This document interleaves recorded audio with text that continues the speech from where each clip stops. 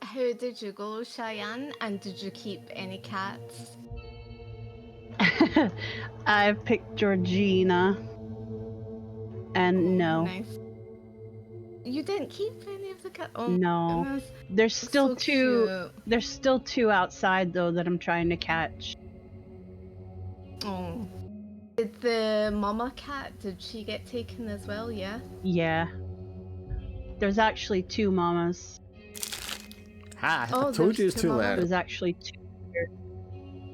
Ah, okay. Laura was trying to tell me as cats get older, their litters get bigger. And I was like, I don't think that's how... They do. What? I don't think that's how biology works. If they've had more than one, they're more likely to have, like, the second litter is more likely to be bigger. But They don't have 9 though, right? I think there actually are 3, because I think one of them that's out there is also a mama cat. Well, it's hard to tell because there's only one mama cat that was hanging around with all the babies. Incestuous. But there's a fluffy, really fluffy black and white one. And a little, like, white with tabby spots on it one. So cute. Okay, I was wondering where Goose was, please, Colin.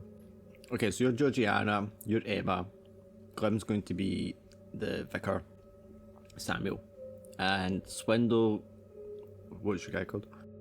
Nathaniel Mercer. I was very tempted to pick Alfred as my first name, but I felt that that was just too on the nose. Alright, now you made a character. Where is it? Like, what folder did you make it in? Me? Yeah. I didn't complete it yet. I was still waiting on the tokens. Oh, right, we'll just make it. I'll add the token after. Okay. I also don't know where exactly to put residence, other than, like, you know, servants' quarters at wherever You're Goose gonna lives. be I don't know. Tarryford, Wiltshire. You're all gonna be living in like the same kind of area. Yeah. Okay. So- Could I get that spelled out? Can you see that I've picked Emma, yeah? Can you see that I've picked Emma, yeah? I'll sort you in a second, Laura. I'm sure you've got Emma, it's fine. Easy way to check, if you press C, her character sheet will pop up. Yes, that's fine. And I've sent you the link. How do I move the character or Samuel? What do you mean move? He's not in the PCs section. Samuel, what player number did you pick, Glenn? 3. What player number did you pick, Laura? 4. What was yours, Shag? 5. Right, if you press C, your character sheet should pop up. Mine's fine. Mine is fine. So it's on mute. Tried to join and we get an invalid password. Yeah, it's horror for this one. Just typing bots again. Yeah, it's my paid game one. Look different. Although I find if I'm playing with Americans, I need to change what the word is because I say horror and they're like, what? Whore? Hawa? That's Hawa. How dare you? Holdor? I had one guy who thought it was Holdor, and I was like, horror. And he was like, Holdor? Is that not the same as when they say It's water? not even your Water? accent's... It's water. Okay. Maximum what? Perfect. No, we're not even going there. I have to say bottle of water every day at work, and I always get looks. All the water. My coworkers like to say, "Ooh, can you grab me one of those on the bottom shelf there?" What, a bottle of water? Bottle of water from the bottom. Bottle of water. It's funny for my race of people who can't pronounce an R. Do you have some Now water? you got James going. Water. Alan, there are 2 characters you can pick from. I think you might be better picking the captain rather than Sure. James. Yeah, no worries. I hate to say it, but I'm typing in horror as the password and I still can't get into the session. Is it all lowercase? Yeah? Yep. Okay, which Are you putting in all the R's? player think number did you so. pick? Number 6. Try bots. No, I'm afraid bots ain't doing it either. Okay, let me see. Yeah, definitely putting in correct number of R's for horror, and it is all lowercase. Refresh it and try it now. Sure. Because I did put it as butts when I added that one because I realised we are going to have an extra player. And then I changed it back, and maybe I typoed it when I changed it back. Man, hell not to. Maybe if I close the browser and open again. I mean, F5 should do it. It's because it's 26 degrees outside, nothing's working, man. So warm where you are, Cheyenne. It is. I have 2 fans blowing on me, and it's not helping. Not a fan of having the computer on when it's this hot. Plus all the hot air from the England fans. Yep, my computer's just blowing hot air. Yeah, I'm afraid I can't get in on butts either. What the fuck? No, horror. You should be able to get in with horror. Right, okay. 2 seconds. Oh, yep, got that in. Okay, and yeah, it should be the captain. Yeah, I think I got it. Okay, and your player 6. And did you make your character, Swindle? Still working on it. Sorry. God damn it. I'm filling out like the backstory and stuff. I mean, You could do that.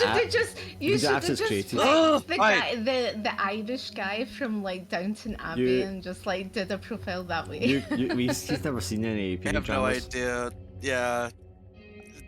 Dark tried to be like, oh, it's like Downton Abbey. I'm like, I know of that, but I've never watched I didn't it say or Downton anything Abbey like that. because that's the completely wrong time period. But I gave you a big list of things, yes. Whatever, it's same difference. I told him to go To me. tell his girlfriend that he was going to get him to watch one. Yeah, no. And then he was like, no. Like, how, Yeah, hard no. How bad a partner are you, man?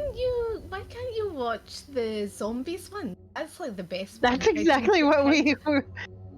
Kind of That one I'd Zombies probably and sooner versus watch, but- Zombies is like amazing. I love that. I think it's so good. It's great. Oh, okay, you can put it in. Alright, let's. Yeah, you can enter that now. I will get you your picture. Looking at my stats. I really made just Alfred Pennyworth. Just all combat skills. I mean, that's I not was all I did, but I did put a lot of my points into combat. I was just thinking like mine, Emma Wentworth. That's like persuasion in Emma. So Well, obviously this 2 is PD dramas in one. obviously this is based on Jane Austen's works, so a lot of the scenario characters and all that kind of Yeah. stuff is just a rip on it. I love how her occupation is gentlewoman. In other words, she don't do shit. Yeah. Well, I believe Emma Right. in her description is described as more learned because she's been stuck waiting for her sister to hook up. And in the meantime, she's like done studies, so she has some skills in archaeology or something like that. Oh, nice. If you looked at your character sheet, you would see So Georgiana, Georgiana was being a bit lazy and just was like, I'm not getting married yet. It says in her. Good for her. Georgia backstory. You can scroll down here and it's got a big thing. It doesn't give you a lot of room to look at it though. Eldest daughter, accomplished. She's 20. She's still single, so she's no. Men are a little intimidated by her academic knowledge, so you're a bookworm. Nerd. Nerd. Where's my backstory? Where'd you get that? Right, if you open your sheet and then you go to there it is, backstory, Yeah. funnily enough, Alright, it's sorry, there. I'm Under being personal late. description, if you scroll down that, it's got the whole thing. Or you can just copy paste that onto a text file, you can see it. Okay, and then we have Captain Richard Mansford, which is Alan's character.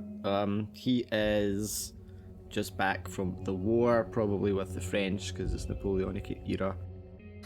I love how she's like a young and pretty white girl. Emma spends most of her attention on her appearance, Yeah. although her enthusiasm Well, she's is rich and she's from your 17. look. And then Yeah. we're thinking Swindle's character Nathaniel. Alan is going to be your character as like manservant. Right, okay.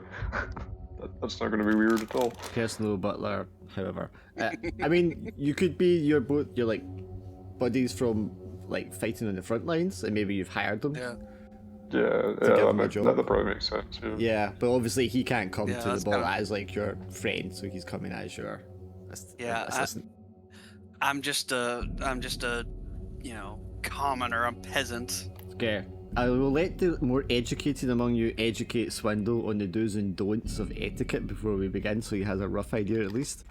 But the main thing I can give you is you can all refer to him by his first name, but he has to refer to all Yeah. you by your full title. Yes. Oh fuck. Okay. All right. What's your titles? I'm assuming Emma the ladies are Wentworth. lady. Yeah. Well, that's it her would name, be not your title. Miss. Yeah. Oh, Miss for the Okay. experience. Yeah, Miss Wentworth, yeah. Okay. Great. I can't wait to fuck this up. You would no, because you would call Cheyenne's character Miss Wentworth, And and then- then you would call me Miss Emma Wentworth, because Yeah. the eldest daughter, unless she's if she's already married, that's okay, but she gets called by her surname, and then the second and third or whatever, they get called by their full name, as in Miss Emma blah blah. So Yeah, and yeah. children, like girls who aren't out yet, are referred to by their first name. Yes. Right. Okay, so it's Miss Emma and then Miss Georgina Wentworth. Or Yes. Georgiana. How many points did you put into etiquette, by the way? First points to put in etiquette? Yeah. I got a What's solid 10. I was a soldier. Okay. I got this job just because I guess Richard didn't want me to be poor. He's like, fuck it, I'll give you a He's job. laughing. He's laughing. Etiquette wasn't even like on the list of like the skills for being a butler. Like that's a whole separate thing apparently. Yeah, but you still have more to have. accounting and shit like that. And even then, I'm barely. Sometimes, actually, the servant even more so has to have more etiquette, Yeah. because it's like the fear of losing their job. So yeah. 'Cause they don't want to have a bad you don't want to have a bad reputation and then being out in the street and not get any reference, letter of reference. So yeah, you've got to. I mean, we just got back from the war. I don't know what the fuck I'm doing. That'd be interesting. Miss Emma, Miss Georgina Wentworth. I have to refer to you both exclusively as that. Fantastic. And I'm assuming You I don't just have called- to use Georgina's first name. Okay. So I would be Miss Wentworth, Miss Wentworth and then Miss and then Emma. Okay. she'd be Miss Emma. And then, of course, I'd probably refer to Richard exclusively as Captain or Richard. Most likely, Captain yeah. Richard. Well, if he's a gentleman, so he would be Yeah. Mr. Yeah. Oh, okay. Mr. surname. You could call him Captain, that's also acceptable. Yeah, title. Yeah. Yeah, military. With Yeah. An honorific. It's been that. But you probably need to call Glenn Mr. Jenny. Reverend. I don't think he could call you Reverend. That's right. Well, you could, but not at the ball. Like, if it was somewhere more casual, you could maybe do it. Mr. Jennings. Don't worry, he's going to forget it first time he has to do it to somebody. Oh, yeah. Then For fail sure. etiquette. And I'm also, gonna forget to do an Irish accent because I gotta keep track of all this shit. It's easy for us because we just call you Alfred. No, 'Cause no, you it's have no Nathaniel. standing. It's Nathaniel. Oh, Nathaniel. I Although, almost picked Alfred, but I didn't want to be, if you called him I wanted to be a Alfred, different butler. he would probably just have to accept that as well. Yep, he would. I would, yeah, actually. and if you I'm don't the know, help.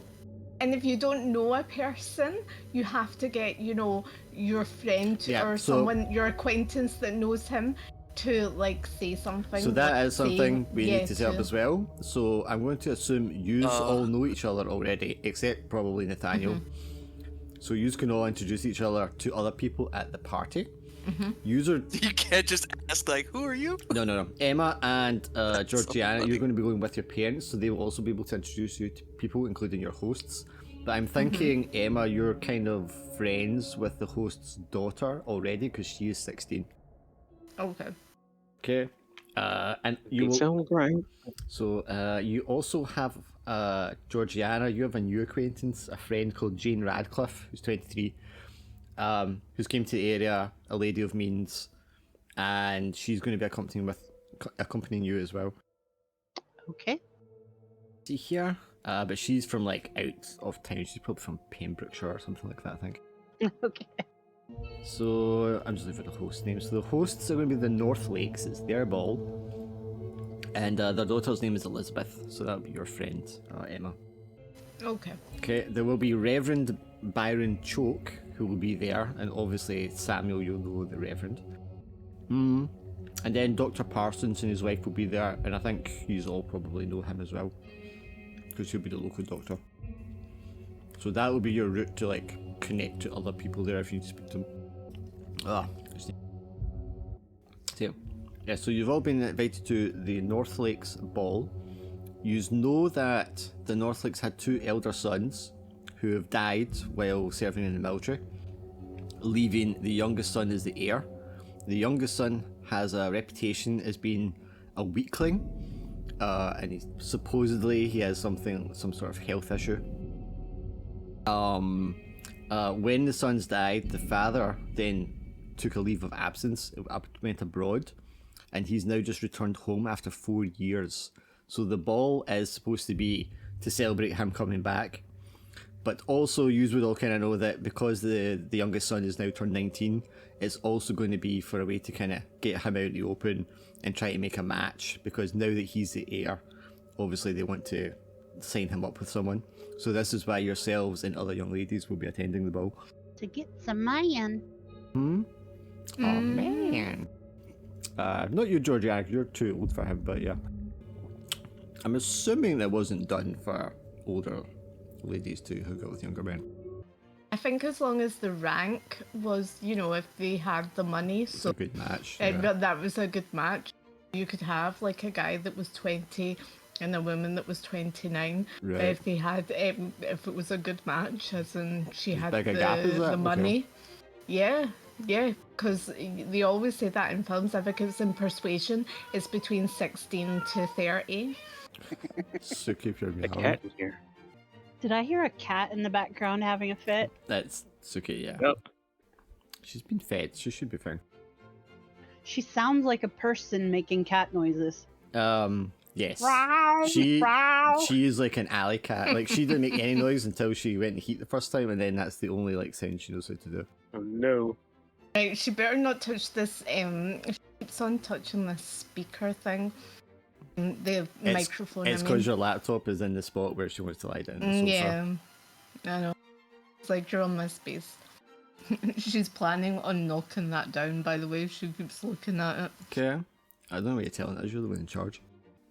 But yes, so it is the evening of the Northlake Ball, and you will be arriving by carriage, probably separately. Obviously, Emma and Georgiana, you'll be coming with your parents, who are Charles and Henrietta Wentworth, and you will be in the carriage coming along the long driveway of the Northlakes estate here in Wiltshire. Okay. So as you draw up to the house, there's like a quartet out in the front garden playing. Everybody as they arrive in. There will be like the doorsman, like to take the carriage and take your jackets and that kind of stuff before you go in, and probably someone else to greet you and to like show you in to the room and get you all served. So as you are arriving, how are you dressed?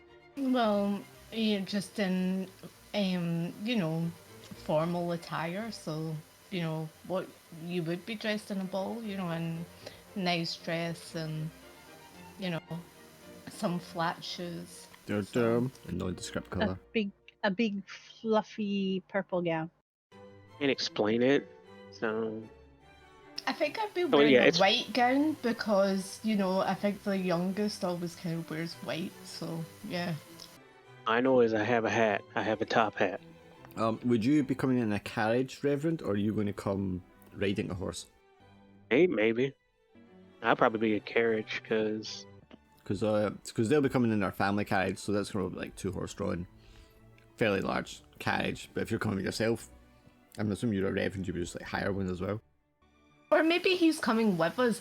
Sometimes it was very fashionable for the the reverend to travel with, Okay, so he'd be quite close to your family in that case. Yes. Yeah, because that actually does make sense. Because I'm like, So I'm studying. Okay.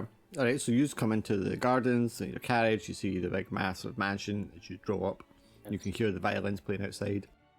I'm going to say as well, Samuel, you're a little put out because just as you were like leaving the house to go get ready and meet the others and get picked up, Mrs. Combs, who is the wife of a shepherd in the local area, came to you concerned about her husband because several of these sheep had like mysteriously been like killed the night before, and although they think it was their husband was blaming a wolf or a fox or something, she thinks that she saw a mysterious figure with glowing eyes in the dark, and she came to you because she was concerned that it might have been a demon of some sort, which is very unusual for the local area.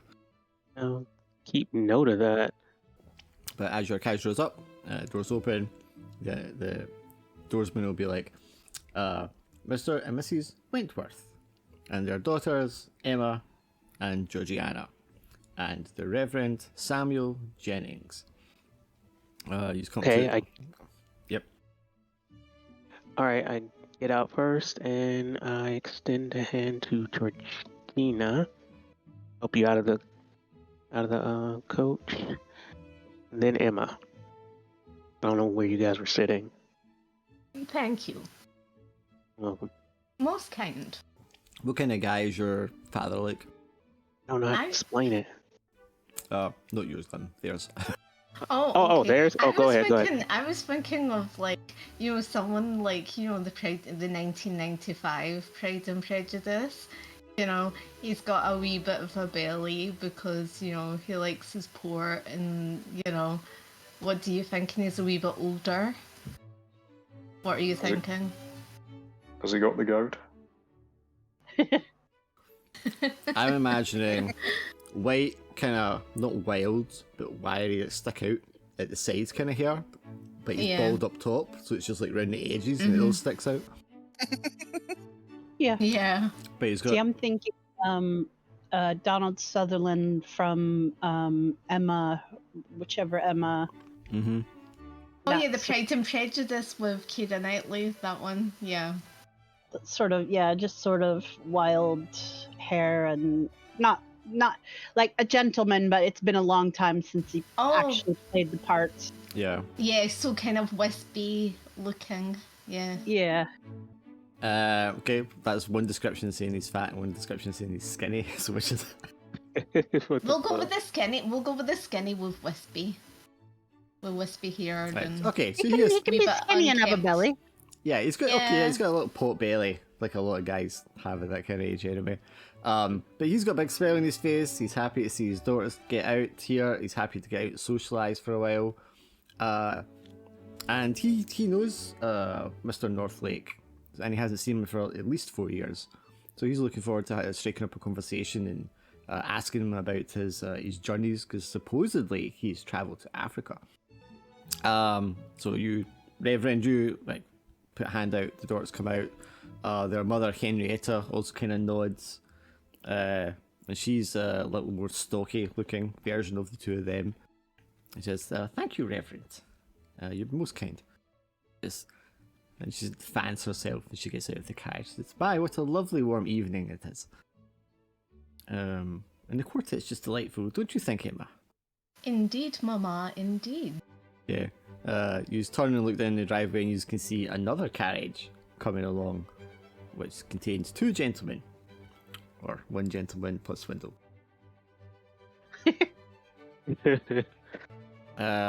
That guy. So you never know. I've probably made high enough rank. It's cute that you think that's a thing. So you will recognise the carriage as that of Captain Richard Mansford. Is that Captain Richard Mansford? Make haste. Are our hosts titled? Catch. Yes, Mr. Northlake is a baronet.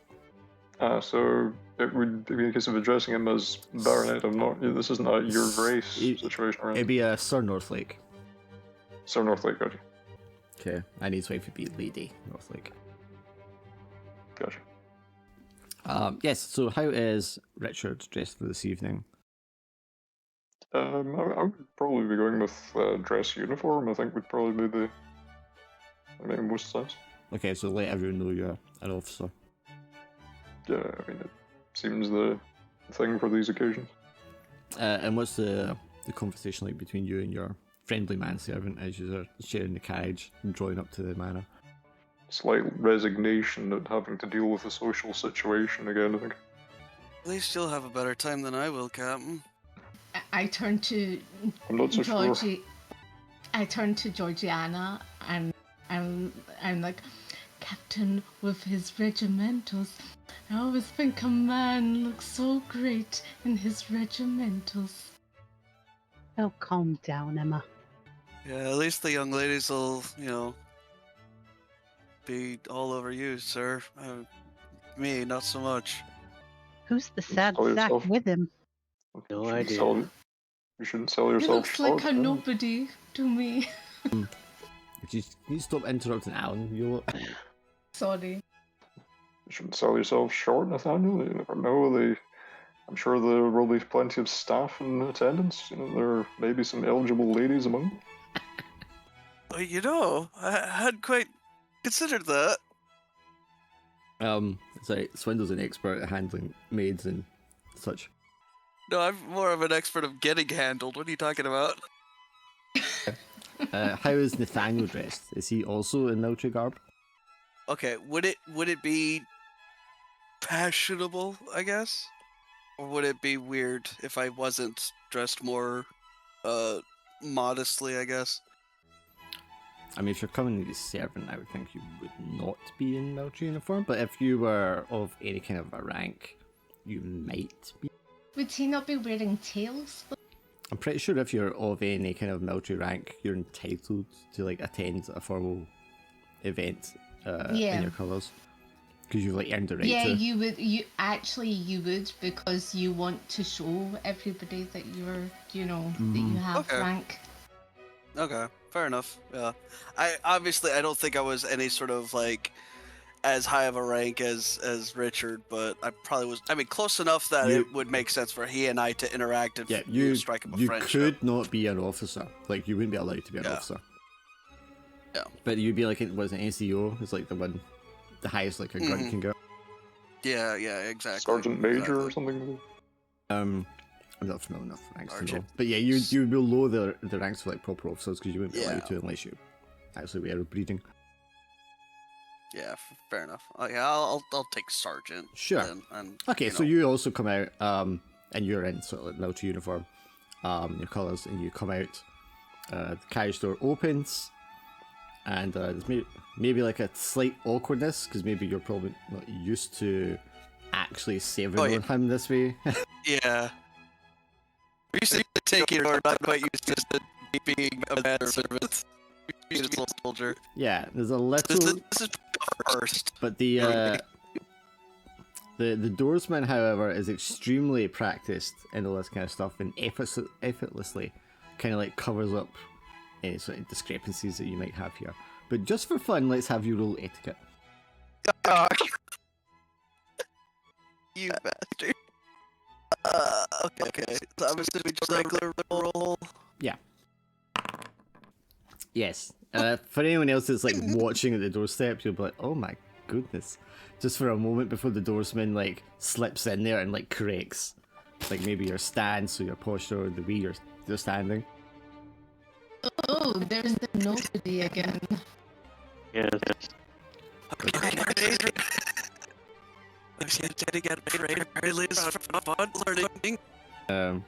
Doorsman throws you a quick, stern look, Nathaniel, before he turns to the captain. It's Captain Richard Mansford. And he just stares at you for a second, Nathaniel, as you don't say anything. Just beat me to it. Just leans in. Just give us a light call if they can right there. And his guest, Toastman says. I was far more comfortable in the forest getting shot at. Now, Captain Manford, you can also have your cavalry saber on you as a decoration, as a rank of your office as well, if you wish. Yeah, I think I've probably, been weird, I know I would have with me. I mean, that would be like a fancy kind of scatter of everything. Really just for show, much more than be expecting to eat. Well, obviously. Why would you need a sword at a ball? It's ridiculous. I'm just reassuring myself as much as I can these days. Okay, so stepping out, you recognise your neighbours, I guess, who you would know, Charles and Henrietta Wentworth and their two daughters, plus the Reverend Jennings. I think we'll treat them with a good evening and a lot more. Yeah, I'll absolutely bow my head. Assuming his daughter doesn't say anything, Charles steps forward and says, Captain Mansford, good to see you, old boy. And you see, sir, it's been a long time indeed. It has, it's been too long. Please, you need to let me introduce you to Sir Northlake. He's a delightful chap. So, I'm very much looking forward to meeting you. Okay. He not so much takes you by the hand, but he walks side by side with you as the two of you walk in. All the ladies follow in afterwards with the Reverend, and then last of all, tailing at the end is Smith. Okay, who the doorsman is still throwing looks at. just give him a shrug. Just hold on. He steps up to you, Nathaniel, and it's like, shall I take your jacket, sir? Or will you be using the servant's engine? Yeah, go ahead. Here's my jacket. Yep. Not to be impolite, he takes your jacket from you. Carefully folds it over his arm and just nods for you to follow your the party. Yeah, they hope something to drink. So just enter into the long hallway. There's a big stairway. You can hear music playing, people laughing. There'll be a parlor where people are playing cards. There'll be the main room where people will be dancing. And then there's another side room where everybody's just standing around smoking and chatting. Remember, Georgiana, that the captain is here. What do you think? Why do you go and introduce yourself? I think maybe a little much for you, my dear. Oh, Georgiana, remember, so many flowers is more blush unseen and waste its fragrance on the desert here. You read too much. I do that. Georgiana, you spot your friend Jane Radcliffe off to the side, chatting to another group of ladies. Eleanor and Julia Asher are over there, two sisters. They're standing over talking to Jane. Excuse me, sister. And I go over to Jane. Jane, my lovely, it's so nice to see you. She says, Georgiana! She hobbles over. She's got her hair all up in curly, little black ribbons hanging out of it. So I was wondering when you weren't going to make it. I'm afraid I was left with little choice. So come, it'll be a pleasant evening. I tell you, I'm sure there's fun to be had. I'm very curious to see as to the Sir Northlake's son. He says, can you imagine being heir to all of this? She waves around. A pokey hall and a fire that smokes. She puts her hand to her lips and giggles. It's like, Georgiana, you're terrible. I walk over, and again I'm pushing my sister to go for the captain. Will you not go for the captain, Georgiana? You know, happiness in marriage is entirely a matter of... So, yes, Georgiana, the captain is here. I don't think he is my type. You should set your cap at him, my sister. But I cannot set my cap at anyone, Georgiana, until you are wed. Jane flutters her fan for a second and motions over to the one corner of the room. She's like, who is that over there? There's a very handsome man, maybe in his early 30s, standing over in the corner, smoking a cigar, talking to other gentlemen. Let us not look as We don't want to come across too presumptuous. So Reverend, when you go in, who are you making your way over to talk to? Or do you want to go play cards, or do you want to go in for a dance? I'm going to see what's going on with the cards. Okay, off to the left side is a small parlour with a couple of card tables. There's a small group of men sitting there playing cards. The room is filled with smoke. Like, Georgiana, will you grace us with a song? Laura! Sorry. Emma, don't be a pest. For goodness sakes, Emma, calm yourself. All right. Well, I can't take a deep breath. I go, gentlemen, you mind if I play with you? Yeah, I Cards, think I you mean. probably recognise one of the guys as Dr. Winston Parsons, because you would know him locally. Ah, he says, doctor, hello. Ah, Jennings, my good man, come have a seat, play with us. All right, sit down. I'm just losing my hand to this blackguard here, he says, pointing across the table to another guy who looks to be in his kind of 50s. And he says, have you met Havering before? Not sure. You don't recognise this gentleman, but maybe you've heard No, the I name don't. Havering locally. He's the richest man in the area, but he is not of noble blood. He made his money trading in the West Indies. Noted. No, I don't think I know him at all. Seems What are we quite- playing? God, what did they play back then? I know, right? Damn, what did they play back then? Gin, something like that one, maybe. I don't know. Ugh. Oh, okay. Gin it is. Bridge. The ladies. Yeah, it play would bridge. have mostly been men and ladies, but yeah. Gin, probably. A gin card. Okay, so Havering's there. This kind of stout, grouchy-looking guy. It looks as if he's been out in the sun for too long. His face is all puckered up and red, and he's just kind of grunts as an introduction. Come on, Parsons, play your hand. What about you, Mansford? You walk in first. You're with Charles, the father. And he's looking around, and he's like, "Well, I don't see Sir Northlake. Can I leave you for a moment, Mansford? I'll be right back." Of course, sir. I'm sure I can amuse myself in the meantime. Because I'll be back momentarily. Please excuse me. Hold on for a second. You turn around and you can see, maybe to your surprise, your manservant Nathaniel coming in with his jacket on. I think, again, probably trying the polite cough maneuver and hoping for the best. Assuming Nathaniel, you come in and just come straight up to the captain since you don't really know anyone else. Okay, no. Take heart, Nathaniel. We'll get through this. Is he muted? Is it just me? I couldn't hear him. I can't hear him either. Oh, fuck, I was muted. Yeah, no, Yeah, Nathaniel's just gonna kind of stand there, kind of awkwardly tug at the collar. It's just I'm already feeling so out of place here. You'll be fine, man. Don't worry about it. I was hoping for a bit more of a grace period where I could learn the ins and outs of all this before I was tossed into it, but At that moment, Nathaniel, one of the maids, is coming around with a plate with glasses of wine on it.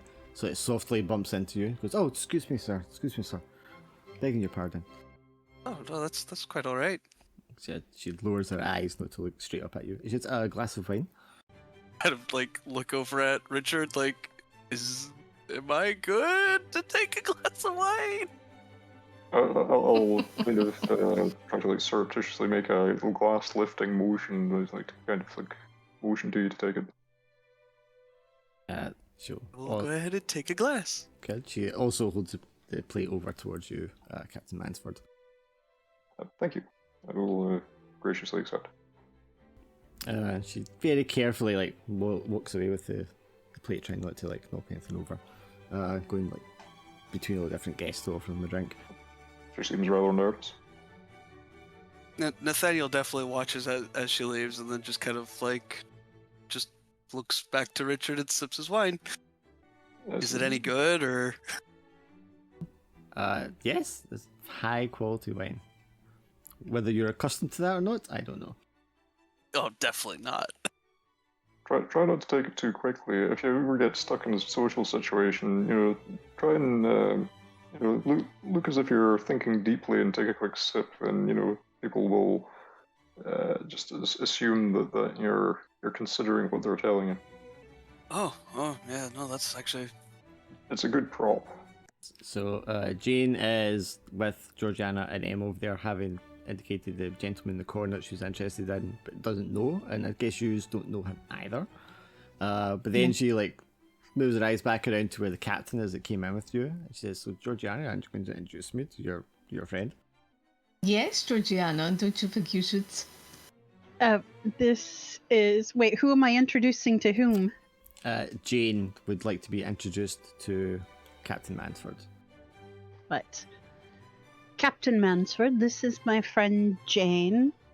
Jane, this is Captain Mansford. She holds her gloved hand out for you, Mansford. What was Jane's surname? Is it Jane Radcliffe. Radcliffe. There's going to be a lot of names. Try not to worry about it. Right, yeah. Miss Radcliffe, a pleasure. And, take her hand and quick pick. Give me a psychology check. Capital. Sorry, was that a roll for psychology? Yes, please. 2 seconds. Georgiana, you can roll psychology as well. How do I roll in this? I think you just click on the skill, right? Yeah, just click on the name of the skill. Yeah, it's been a while since I used this. What I okay, did. so Captain Mansford, I mean, she just seems like any other pretty young lady. You're probably quite used to them coming up for your attention or just being an introduction. See, psychology I'm rolling? Yes, please. Right. Okay, is that a regular success? Oh, yours was 10, okay. Okay, so Georgiana, I mean, you're probably used to ambitious young women trying to make the right introductions and all that kind of stuff. But Jane is very, obvious here with her intentions. And you feel like maybe you've been picking up on this about her for a while, that she's definitely a claimer. Yeah. And that seems a bit odd, because she's portrayed herself as someone who has a lot of money. Right. Okay. So she didn't give you the impression, before when you met and got to know each other, that she was somebody that would need to really climb. Like, she was somebody that should be trying to, use her as a step. Yeah. So it just strikes you as odd at this moment, just her whole demeanour and stuff like that just seems a little off somehow. But she engages the captain and just engages you in idle conversation, as you do when you first make an introduction. Just keeping it very light, asking you how you've enjoyed the weather recently, that kind of thing. Emma, what are you doing while they're chatting? Well, I'm scoping out I'm glad of a marriage. I just think about a marriage, For who, yourself? No, for No. for my friend. My sister's friend, and hopefully my sister, so that if her friend gets married, then I'm hoping she'll get married, and so that I can get married. Okay, yeah, I mean, you also notice the guy who's very, very attractive over in the corner, and he's definitely giving looks over in the direction of the three of you all the time. But then you also spot another man who you know of, but you don't know well, but you know him through Elizabeth Northlake, who is your friend, and it's her cousin Frederick. He's 27. He's quite unattractive looking. He's not out and out Quasimodo, but he's not a very attractive looking guy. He's quite podgy looking. He's got a wide nose and this kind of stuff. But he's also extremely stuck up because he's very, very rich. And he's always looking down his nose and being very condescending to the people around him. And he just kind of locks eyes with you for a second and then almost smirks and rolls his eyes and turns away. Inconceivable. Do I know the other gentleman that's kind of just sitting in the corner, occasionally staring at us or in our direction? The attractive gentleman over there? Yeah. It's a long shot. Would I know him from anywhere? Or, am I able to vibe check him? You can definitely vibe check him. I'm trying to think if there's something where you might actually know him from like local comings and goings. No. Oh, Jane, why are you not dancing? Will you not dance with that eligible young man? Give me an intelligence check, Swiddle. Oh. Right, yeah, you have heard of him by reputation and seen him around. He is Edmund Knightley, a loutish fiend, a cad, a charmer, and a womanizer. Like, he does come from a family with money, but you've seen him, and he's the type that just like squanders it on drink and gambling. Trying to keep etiquette in mind, but I know I'm also really bad at etiquette, which is really hilarious. But okay, you hear the musicians in the main hall kind of striking up for like a dance number, and you see like lots of other the ladies and men, gentlemen heading into the hall to like form up in couples and have a dance. Do you want to go in there for a dance, or do you just want to stand around and talk, or do you just want to go play cards? I think I'm Sorry. just sticking with Richard. Jane will ask Richard if he will dance with her, which is very forward. I think I would be a little bit taken aback, but of course I would graciously accept. It would seem impolite to turn her down. Sure, okay, so you just go into the hall to dance. Leaving Mercer standing there with Georgiana and Emma. Oh no. Yes, I'll try and signal to him that you'll be fine, sort of thing. Yeah, no, that's fair. Actually, this is not what I wanted, but yeah, I'd rather you go off with her. You hear it beside you, Mercer, and you turn around and there's a butler standing there with his hand out. May I take your glass, sir? Oh, would you look at that? I've actually drank it all. Oh, here you go. Very good. Would you care for another, sir? Kind of look around as I am now by myself in this unfamiliar, hostile environment. Yes, sir. That would be lovely. It raises his eyebrow at you calling him, sir. It's like, so give me an etiquette roll. I know that was the wrong answer. Just my brain's short-circuiting here. Oh god, I missed the war. I missed the war. Yeah, he just like clears his throat one more time before he like does a 180 and walks away with your cup. Yeah, your glass. Mercer just like visibly recoils as he realizes. And now is just sort of standing there awkwardly with Georgina. I see him standing there awkwardly, and I'm just kind of like, oh no, you can't have someone awkwardly in this, event. So I walk over to the Reverend to kind of make a sort of, a trio, but then depart so that they can talk. I'm Sorry, are you leaving your sister alone here with Mercer? No, I'm taking my sister with me. She drags me by the arm. Leaves me alone. Like, make haste! Basically drags the three of the other two of you into the cards room where Samuel is sat, like getting a hand dealt out as he joins in the cards. Wait, they come in? Yes, they're going to come in just as you're getting stand dealt up. cards. I stand up. Would you like to play a game of Twist? All I was doing just looking at them play cards. I was waiting for my turn, but The other gentlemen at the table kind of stand up, the doctor. they followed through. And Havering just kind of grumbles, just puts his cards down, stands up. Oh, that's great. You have to go through the Parsons at School thing, like, oh, hello, Miss Wentworth. How are you this evening? I don't believe you know Mr. Havering. Good You said evening, Mr. Havering. He just kind of grunts, he's like, charmed. We are very sorry to impose. Says, not at all, my dear, not at all. We were just about to play another round, but I think I will actually go and get myself a drink, if you excuse me. He nods to you all and leaves. So I what curtsy. have you? Play a game of Twist? I'm interested now because, I'm not gonna try to barge into their card game. Be okay. Just Parsons. I mean, the doctor smiles. He's like, "Well, of course, Miss Wentworth. Please have a seat." He looks at you Hold on. for a moment, Mercer, and he's like, "I don't believe I've had the pleasure, sir."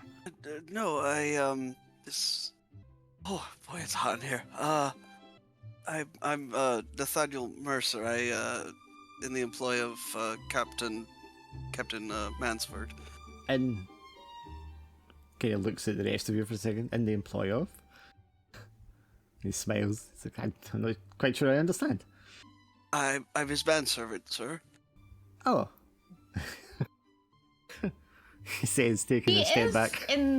He is in the regiment at the moment, sir. We should always have respect for a person of, within the regiment. Yeah, puts his hand out to shake yours, Mercer. He says, "Well, yes, I do dare so. We shouldn't stand upon etiquette here at a time like this. What with the war being going on at our doorstep and all. Please, of course you can play. Have a seat." Ah, Nathaniel, sit down. Just then the Feel a little less awkward. Just then the butler waiter guy comes up to you and he's standing behind you and he goes, Shit. Stop, Nat, Nathaniel. Because the ladies are still here. You guys sit down. Oh right, yeah. No, Ooh. We're supposed to push in our chair. Oh boy, I really missed the war. Yeah, I stop. I'm like, hold on, and I pull out the chairs for them. Thank you for your gentlemanly behavior. Hold on a minute, everyone. Everyone hear me? "Yeah, Yes. Over Yeah, here. that's one. okay." We're Alright. just like talking over each other, that's all. Diane can't hear me. We can hear you, yeah. Yeah, I can hear you. Oh, Cheyenne can't hear me because. I can. Oh, I thought you couldn't hear me. I was like, oh, okay. So, another waiter comes along with a plate of drinks and like starts setting them down at your table for you as Parsons starts stealing the cards. "So, twist, Miss Wentworth." Yes, it's a card game. I know it's a card game. It's all about the hearts that win. Have you got that right, Georgiana? Hearts. Georgiana just rolls her eyes. Is there any hearts to be taken tonight? That's the question. And I don't think there's enough wine for this. Right. At that Did moment, we notice anything? That's what I was going to say. Did we notice anything strange? There must be something strange. That's metagame. let me see. Yes, I was waiting to say. You was going to see as you are like sitting down because you are in like the side room. You can see into like the next room beyond that, and you can see Lady Northlake standing there in all her opulence, talking to a couple of the maids in a sort of hushed tone, and definitely the kind of giving the impression that something is like amiss. Fully tune my attention to that. Okay, so she's giving the instructions to these two like maids or servants, and they're not raising their voice or anything, but you can just tell from their facial expression that there's some sort of like stress, anxiety going on. It must be to do with the cake. There must be some issue with cake or pudding. You hear Emma, and you see Elizabeth Northlake, Emma, coming in from another entrance into the room. Crap. Oh, Stand up. happy tidings to you, Elizabeth. She seems completely oblivious to everyone else at the table and just goes straight up to you, Emma, and she's like all excited. Oh, and I giggling. quickly stand up. Yeah, I'm already standing. Young, pretty, 16 years old, very energetic. She has just this really friendly, welcoming atmosphere about her all the time. And she comes up and just like puts her arms around you, Emma, to give you a hug. What news, Elizabeth? What news? Because, well, Daddy's back, obviously. Ah, did he make some good fortune? Did you get that dress that you were, at the tailor's? Well, no, usually he's all he showers me with gifts when he returns from his trips, but this time there hasn't been anything at all. I've barely seen him. I only caught sight of him coming in from the carriage yesterday. Oh, I'm sorry to hear. Is he unwell? Because I don't think he's unwell, but it was so very late at night. I think he just went straight to bed, and today I haven't seen him all day. But Mother says he's going to be present soon. Maybe the trip was just very arduous, and maybe he has gifts for you when he's better. Sometimes fathers like to do that. They like to show the gifts. Well, perhaps, but Mama has been most distressed. I mean, she's been running about all day with George. Mama never said anything about it. Usually she's on top of these things. I must, pass on, this to Mama. So you and Elizabeth have been secretly conspiring to hook up her brother George with your older sister, even though he's a few years younger than her. So she leans in and whispers something to you about that and giggles. About Georgie? Ooh. Yes, we must. Now you've never seen George himself because he generally is kept to his room. But you do know that he spent a lot of time away at a boarding school. I subtly sort of lean in to hear what I can of this conversation. Sure, give me a listen check. Can I also do a listen check? Just because that's kind of Nathaniel's thing, is he's Sure. very observant. Sure. Okay. Elizabeth, for her part, seems very adept at keeping her mumblings to herself. I feel like Emma and Elizabeth would have their own language. You know how when you're younger you have your own language that Sure. Yeah. And Elizabeth, you're going to know as well, Emma. She loves fantasy stories and things about fairies, and she's always in the garden. She just loves that whole being in the woods around flowers and trees and that kind of stuff, and talking about the wildlife and the fae folk and things like that. And she's convinced that there's fairies living in the woods at the bottom of the garden and stuff. So Do you think the marriage fairy will be around tonight? Has the G man come? the G-Man says, "Well, I don't know about that, but now that you're speaking of it, in terms of fairies, I do have something I want to show you. Emma, please come with me." She grabs you by the hand and just starts tugging you out. Okay. Okay. She takes you out of the parlour room there to the side corridor. And then there's another door, and it's clearly a servant's door because you see when the servant's going in there as you come up to it. And she says, this corridor runs the length of the building to the garden. I use it all the time. And you can see it's these clean marble paving slabs on the floor. Oh, and this very fine sort of green and gold wallpaper down the sides. She says, so I'm running up and down it all the time. And I usually, there's a servants' corridor adjacent to it, and they use it to go in and out of the building as well. So I'm not supposed to, but I like to run down one side and up the other quite often. And as I was doing so earlier today, because I was bored, I noticed that this corridor is unusually long, if that makes sense. Look, let me show you. And she hooks you by the arm and starts counting paces along the corridor. Elizabeth, my mama and father, because of that dreadful, that shooting party that we went to, and I wasn't allowed to enjoy myself as much as I was supposed to. I can't get that reputation of being in servant quarters. I will take your word for it. And No. It'll be fine. Look, we'll do this quickly. She counts out 26 paces on this corridor, opens up the servant's door, and pulls you into the servant's corridor. Elizabeth, we should be here. She goes, right, well, just count with me, count. And she starts counting paces as you count along the corridor. And it's 20 paces, not 26. And she opens up the door to show you you're at exactly the end of the other adjacent corridor. Oh, whoa. Oh, okay. You see, We should get... these corridors are the same length. They always have been. But now that one is 6 paces longer. Maybe maybe we are forgetting because we were younger and we were kids when we used to do this. You know, you know, 6 paces is like nothing. You know, we could have been taking, you know, larger strides. Julia Asher, who was the other young girl that you saw earlier, then comes along and she like comes up to the two of you. Says, Elizabeth, did you show her the corridor? It's very strange, isn't it? I must go to Georgiana and tell her about the corridor and see what she thinks of it. Sure, the three of you go over to Georgiana, who's now playing cards with the gentleman. Georgiana, we must show you something that is of great interest. Very well.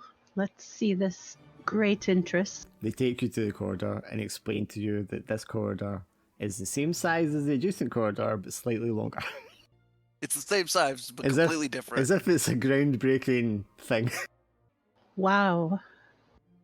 A corridor. Yes, but you don't That's understand. what I said, Georgiana. It's longer than the one next to it, and they're the same size. How is that possible? Have you two been imbibing a bit this evening? I thought they might have been in at the wine. Well, I mean, yes, I've had half a glass, but that's nothing to do with this. Please, come, I'll show you. And she starts like counting out the paces again. Clearly there is a room attached to the other corridor, thus shortening its distance. But there can't be a room, there's just the wall. It may be a cupboard. A cupboard? There's no door, there's no handle. How could it be a cupboard? There's nothing on the servant's side either. Look! She opens up the servant's side. Probably a maid coming to serve drinks. They just like sees you open the door and just turns around and like, What is the matter? well, Georgiana's saying there's a cupboard here, but look, it's just a wall. Don't you find it very peculiar? I turned to the maid and I'm like, you there? Yes, miss. Is this not supposed to be a cupboard? Not a wall? She looks at the wall for a second. I'm not sure what you mean, miss. One was sure that this was a cupboard, not a wall. Well, no, it's a wall, miss. Has it always been a wall? She looks kind of nervous as if this is a trick question. As far as I'm aware, miss, yes. Georgiana, has it always been a wall? How would I know? I don't live here. Elizabeth, like... But you have been here with I many a time. What can I say, my dear sister? I don't pay attention to the walls. Meanwhile, at the card table, Parsons is like playing cards for Twist that 3 grown men are now playing. The girls have all left. Just kind of like looking over at you, Mercer. It's like, so, how long have you been alongside the captain, Mr. Mercer? What's a reasonable length of time? Surfing together, I guess. You tell me. Just say a couple of years, I suppose. You could always just say, like, since the war or something. Oh, yeah. Just, since the war, served under him. Against the French? Yes, sir. You're quite a young man. I'm assuming you didn't serve in the Americas. No. Just the French. It's like plays around with his hand of cards, just looks over for a second and says, I do wonder where all the young ladies have ran off to. Meanwhile, Captain, you are like in the main room with Jane doing the dance, and the first dance is just coming to an end, and she's like throwing all the signs of interest at you. I'm a little bemused that she's coming on so strongly. Okay, I mean, for your kind of upbringing, is that, quite an unsightly thing for her to be doing? I think it would be unusual, but I think it would be maybe... I don't know, I mean, I guess if I'm an officer, am I considered enough of a reasonable prospect that this kind of thing would happen a lot? I mean, I guess I would be kind of... This wouldn't be an entirely new thing for me. Okay, give me a dancing check, please. Sure. Dancing check. That is a fumble. No. Oh shit. So there's a moment where you're kind of hooking up just for the last part of the dance, where you step right up to each other and like cup arms and turn around once, and then step back again. And as you do so, like you just see, because there's like a balcony above that you can look down into the hall, and this dark figure of a man with a very pale face and black hair all pulled back, and a very neat looking sort of navy blue like jacket and waistcoat, like steps up to it, and he just has a presence about him that distracts you momentarily, and you completely mistime the step and step on Miss Radcliffe's foot, and she lets out a "Ow!" Oh dear, Miss Radcliffe, I do beg your pardon. It's terribly clumsy of me, and The couples Well- either side of you like look on in horror. I'm terribly sorry about that. If I've spent too long in the battlefields. Ow, I should think so. I think I've broken a toe. Oh my goodness. Should I? If I, there must be a doctor in attendance. Surely I'll see if I can find help for you. Sure.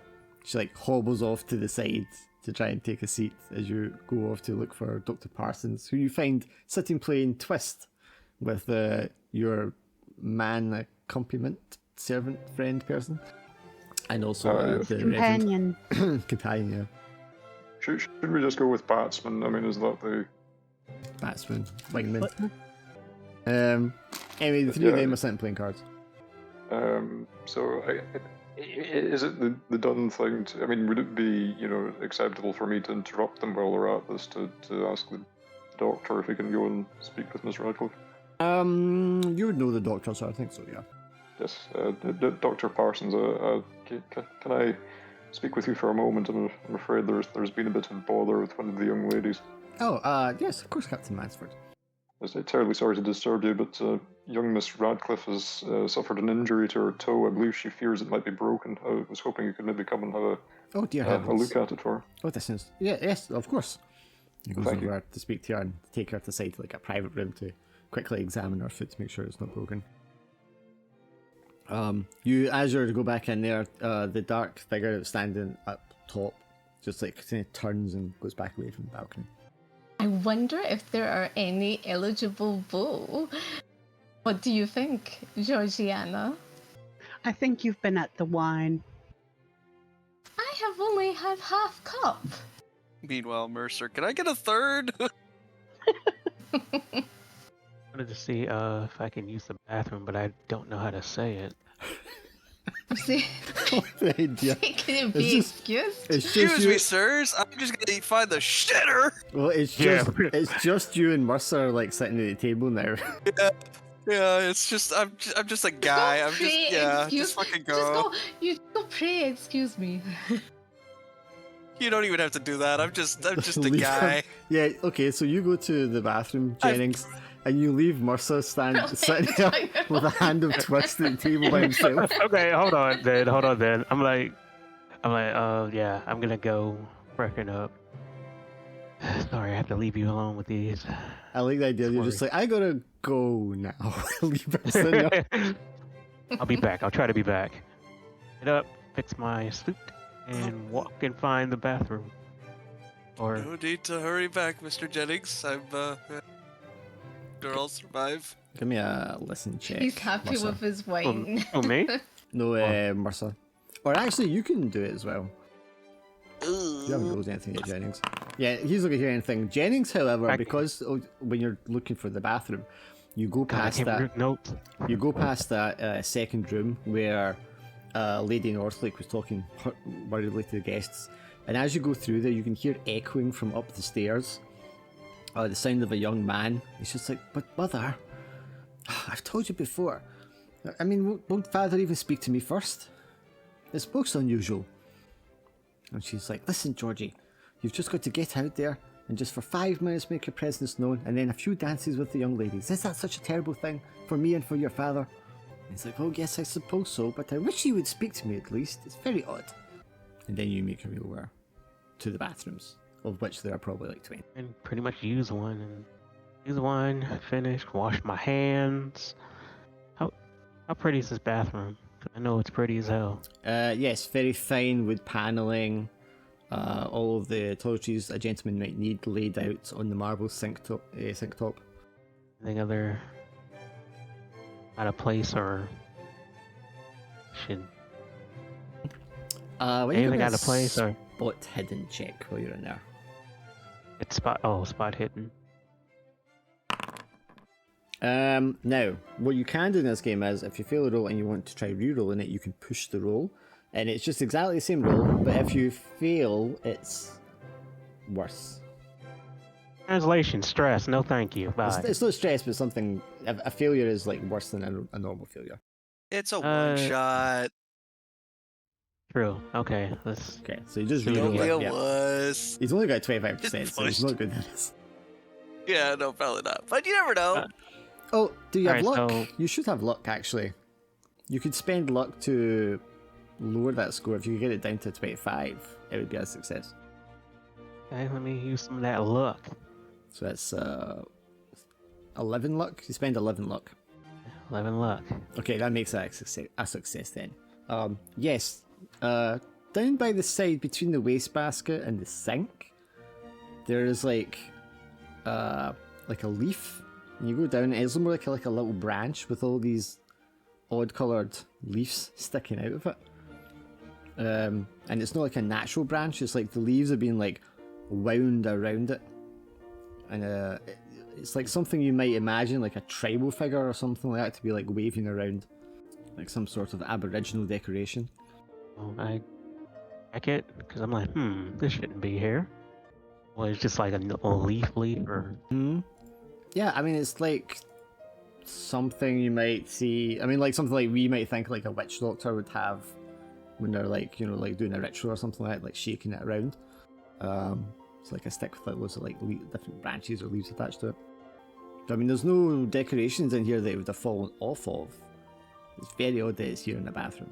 I'm thinking about what should I do with this. Okay, so I'm gonna find someone who owns this. Hey kid, and I go back. Okay. What Mercer, do I say? you're left sitting there at a table alone for a moment. Do you want to do anything?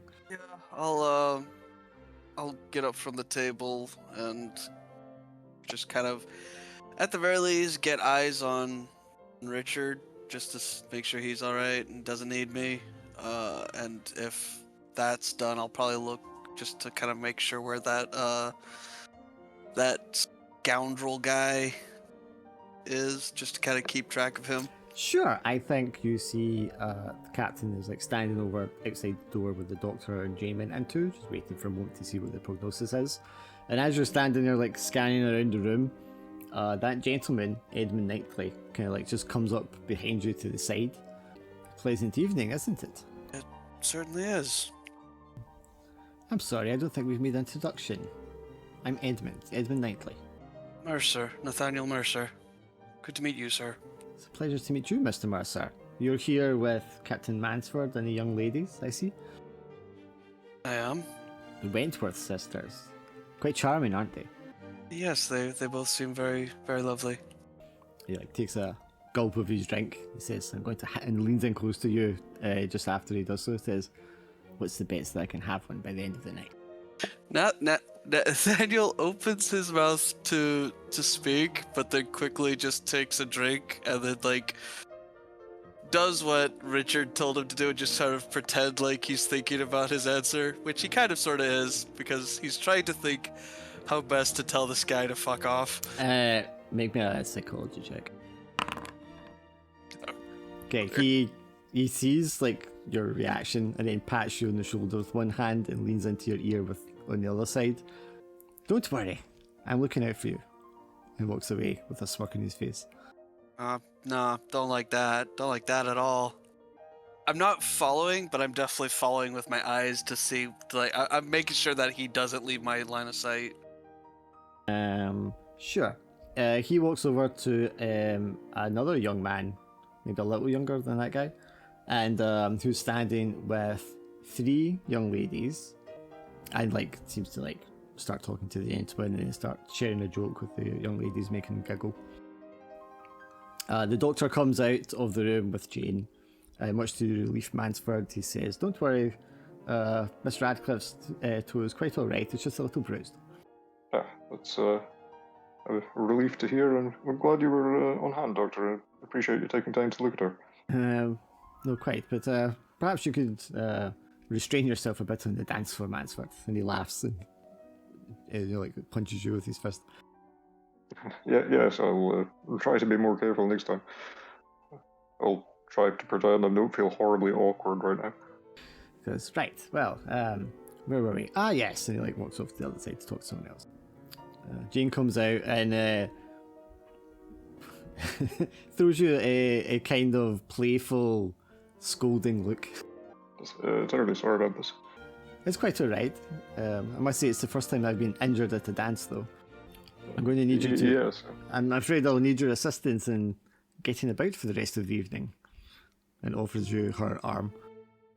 Oh, you know, I think in the circumstances I would find it incredibly impolite to decline, so I will, you know, accept and try to offer my support here.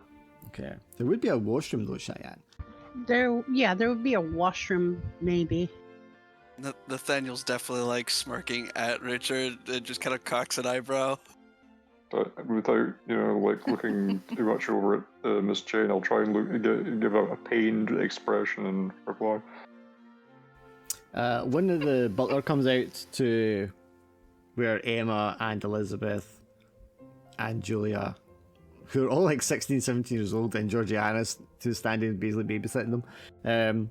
The butler comes out because you are hanging around the service entrance. Excuse me, ma'ams, but you can't be standing here. This is a servants' corridor.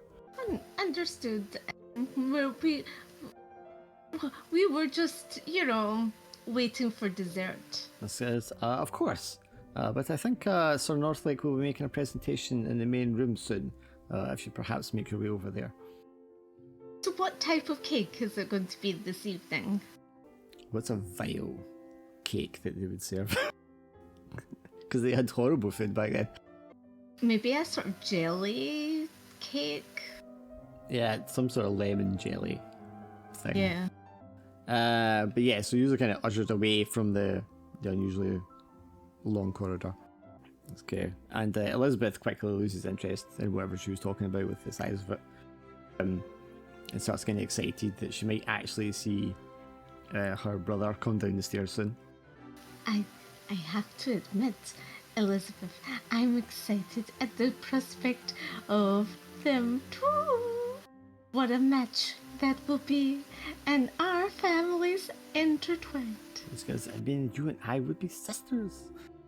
Oh my goodness. Oh, that would be absolutely marvelous. Absolutely marvelous. Georgiana, you now clock the captain who is like hooked by Jane Radcliffe and who is like hobbling along very theatrically by his side. Ooh, and look there as well, Jane and the captain. Ooh. Oh dear. Good evening, Captain.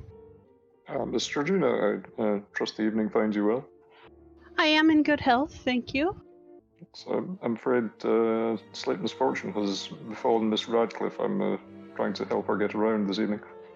Jane makes a very obvious like sound, like as if like leaning on her foot causes a pain.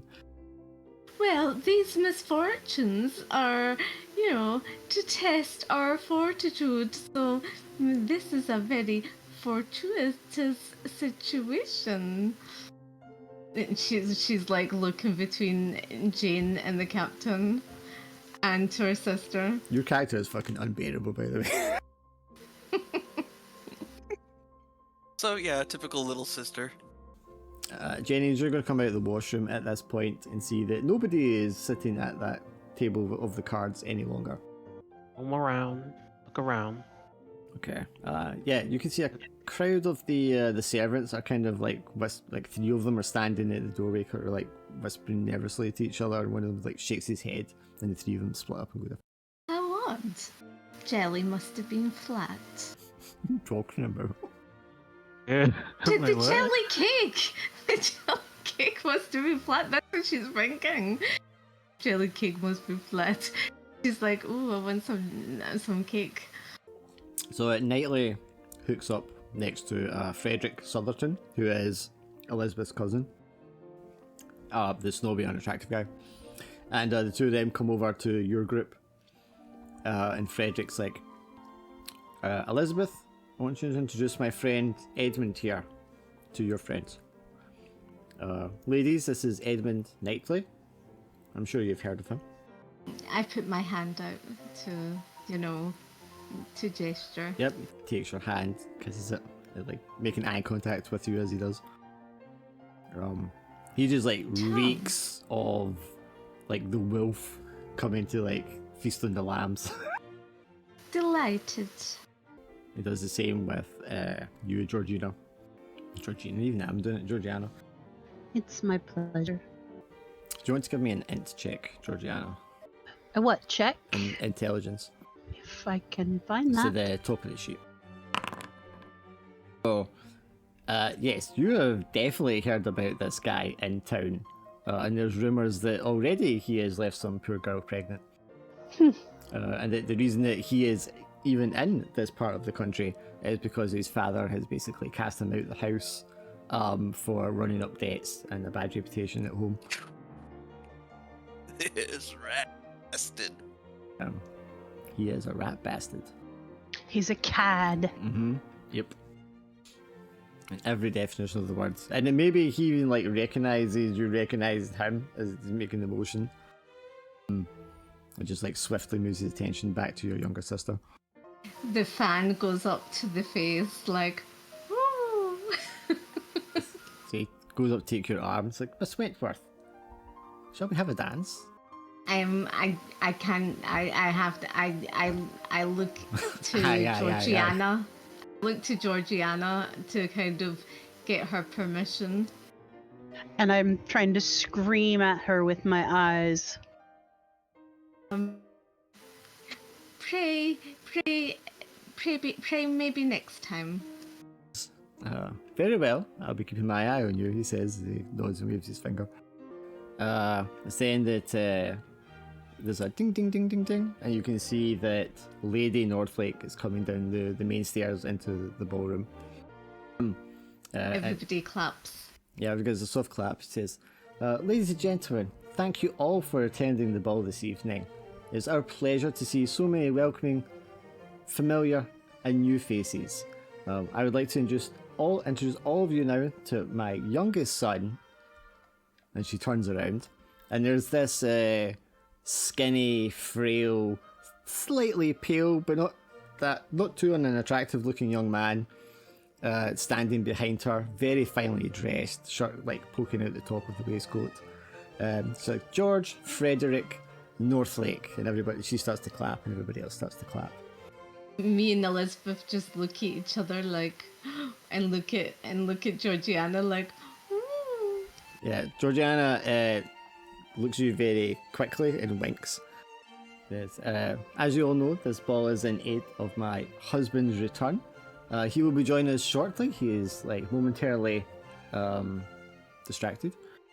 But please, enjoy the rest of this evening. And the music starts playing again. And her son comes down the stairs, and he seems to be taking his time coming down the stairs very carefully. The way like he's trying to hold himself like straight upright, and turning around and nodding and smiling to everyone in turn as he does so. Elizabeth goes up and like kind of brutishly like wraps her arms around him, and then like pulls him like down towards your little group. Says, Georgiana, this is my brother George. I take Georgiana's arm and just like land it on George's hand. Emma. George and Georgiana. It's quite alright, Miss Wentworth. My younger sister is a little eager, I'm afraid, to introduce me properly to others of society. And I apologize for my sister's forwardness. Of course, but I mean, young ladies will be playful at their age, as they should be. She does forget herself. But it is nice to finally meet you. Yeah, as are you. It's a pleasure to make your acquaintance. Please, perhaps I could ask you to a dance. I will begrudgingly agree. I could use an escape from my sister for a while. Yeah. Excellent. She's go and hit the dance floor. Can you give me a dancing check? I feel like Georgiana would be super good at dancing, but I mean, friggin' But maybe ace not. thriller rolls. So you can push it if you want, but if you fail again, it'll be bad. I'm gonna push it. Okay, right, so you can reroll. Oh no. She knows she can dance. So I could do this. No! Oh no! So you begin to dance, and you do a couple of dances, and it's going very well. You're making small conversation. He seems very educated, very intelligent, very polite and courteous. And you find yourself actually having a good time. But then, like, as the third dance starts to begin, you see that there's definitely something is wrong. His eyes kind of like just like stare blankly for a moment, and he doesn't like respond in time to the movement. And you can see there's a slight kind of shaking, and his face goes really, really pale. And he takes a step backwards and sort of stumbles, and at the same moment kind of bumps into one of the servants, who drops a plate of, a dish that he's carrying full of glasses of wine. It smashes on the floor, and at the same moment, George just kind of like just drops to the floor like a pile of bricks. Everyone in the hall stops and turns and just. Someone fetch the doctor. His mother comes like Go and running find over. The mother comes running over and says, "Oh my, Georgie!" And she looks at the servant that he bumped into for a moment, and then can you give me a psychology check? Let me find it again.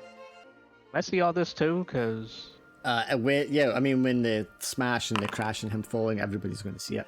can I try to roll? Sure, give me a psychology. Jesus Christ, we're It's very bad. I mean, Georgiana's psychology is super low.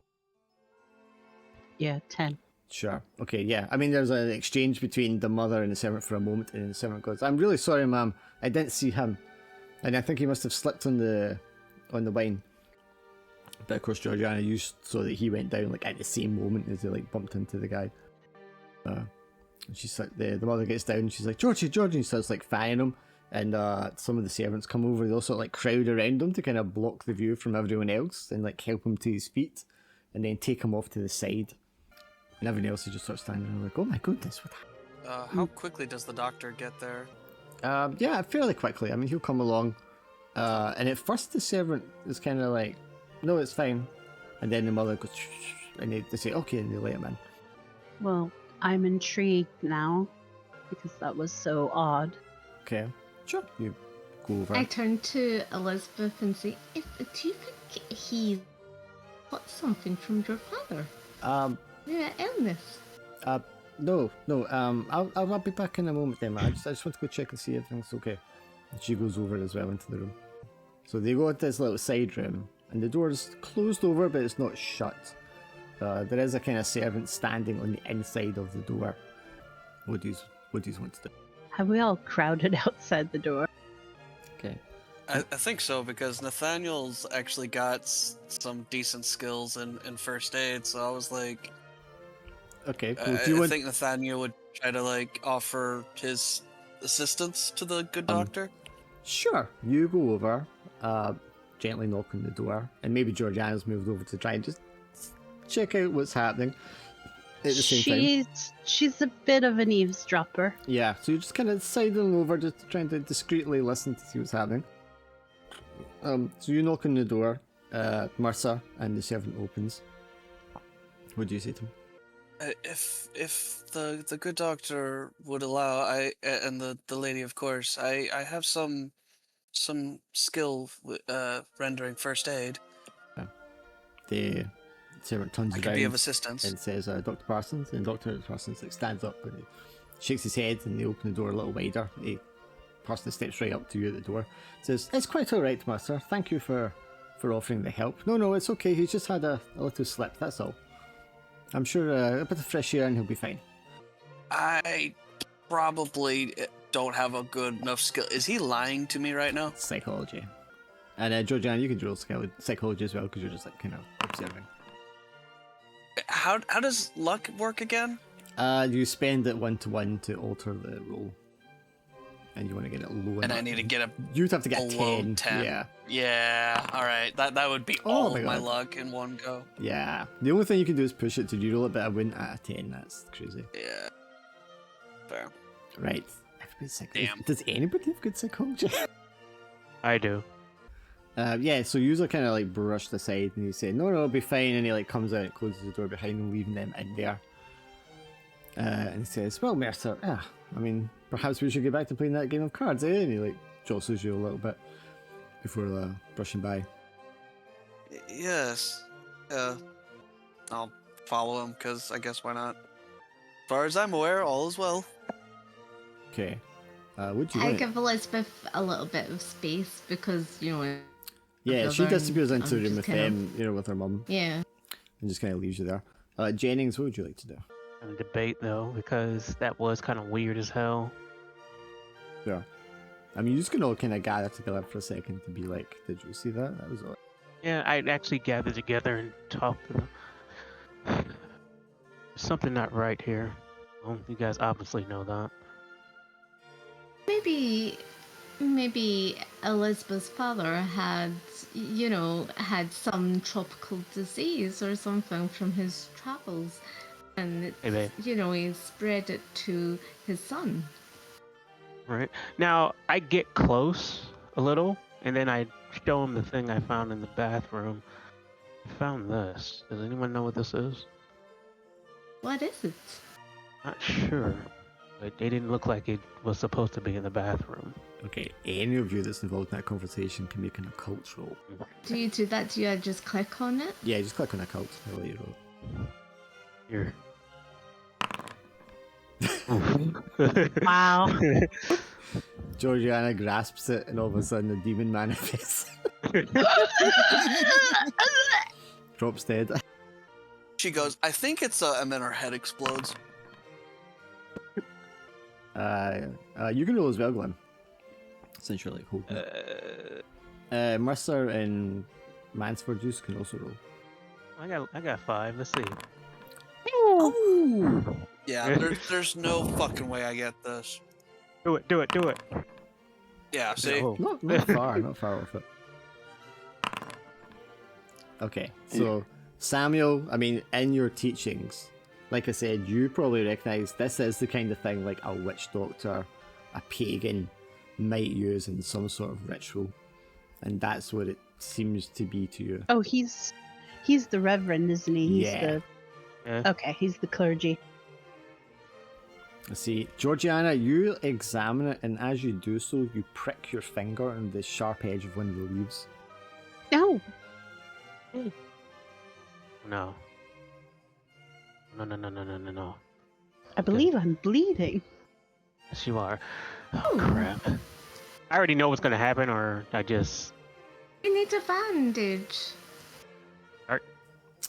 Don't know if you know what's going to happen, Well, but at that how about point, you notice the figure that Captain Mansford saw earlier standing at the balcony. He's now on like the balcony, the other side of the room, looking down the hall, looking straight at the group of you. Who is that? well, I was gonna say gentleman? that. I was gonna say this. Like, do I know something bad will happen? I mean, I know I probably do, but like, I'm like, that's not good. Does Emma find him, because you know how Emma's a bit naive, does Emma find him alluring? Because you know how like she's so susceptible, Horny? naive. Yeah, so Whoa. is it? Horny 17-year-old She's man. so susceptible, isn't she? She's kind of naive. That's why she's wanting Georgina to get married so that she can get some. She's a bit boy crazy. I'm just trying to see if there's something that kind of covers it. I don't think that, but he is a darkness about him. Whether you find that alluring or not is up to you. But he is an older guy. He's like clearly in his 50s. He looks like he No, looks as if shit. he's like worn out as well. Oh, okay. So He looks like she's a not dark gonna be- figure. She's not gonna be No, interested. he's got in but he's that. got a darkness about him. Oh.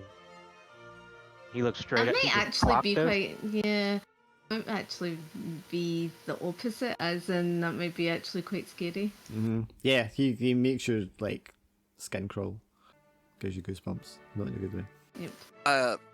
I will attempt to render first aid for Georgiana. Okay. So when she cuts her finger, it's like a paper cut right on the edge of the leaf. It's not going to be anything large. Oh, can't just leave her, I'd offer to leaking. bind it for Yeah, her. just fumble it and like Just band it. punch blue No, poison. Saves it. don't fumble it. Don't jinx me like that. Don't put that evil on The me, you finger fucker. falls off. I'm afraid it's leprosy. That's wrong. Allow me. Oh, that's close to a fumble. Oh, I'm scared now. Let's see if I got God on my side. Oh, I don't. Okay, I've got it. Okay, if you want Nathaniel, you could push it. Have to- It's, It's a very minor thing. You don't have to. Oh no, we gonna fix this finger, goddammit. nah, I I've beg only got you, so much- gentlemen, to leave my finger to myself. It's fine. It's fine. as the lady wishes. Very well. Or the Would you like to go off to a washroom, Georgiana, to rinse out your finger? No, she'll just tear a little bit of cloth off the side of her dress and wrap it.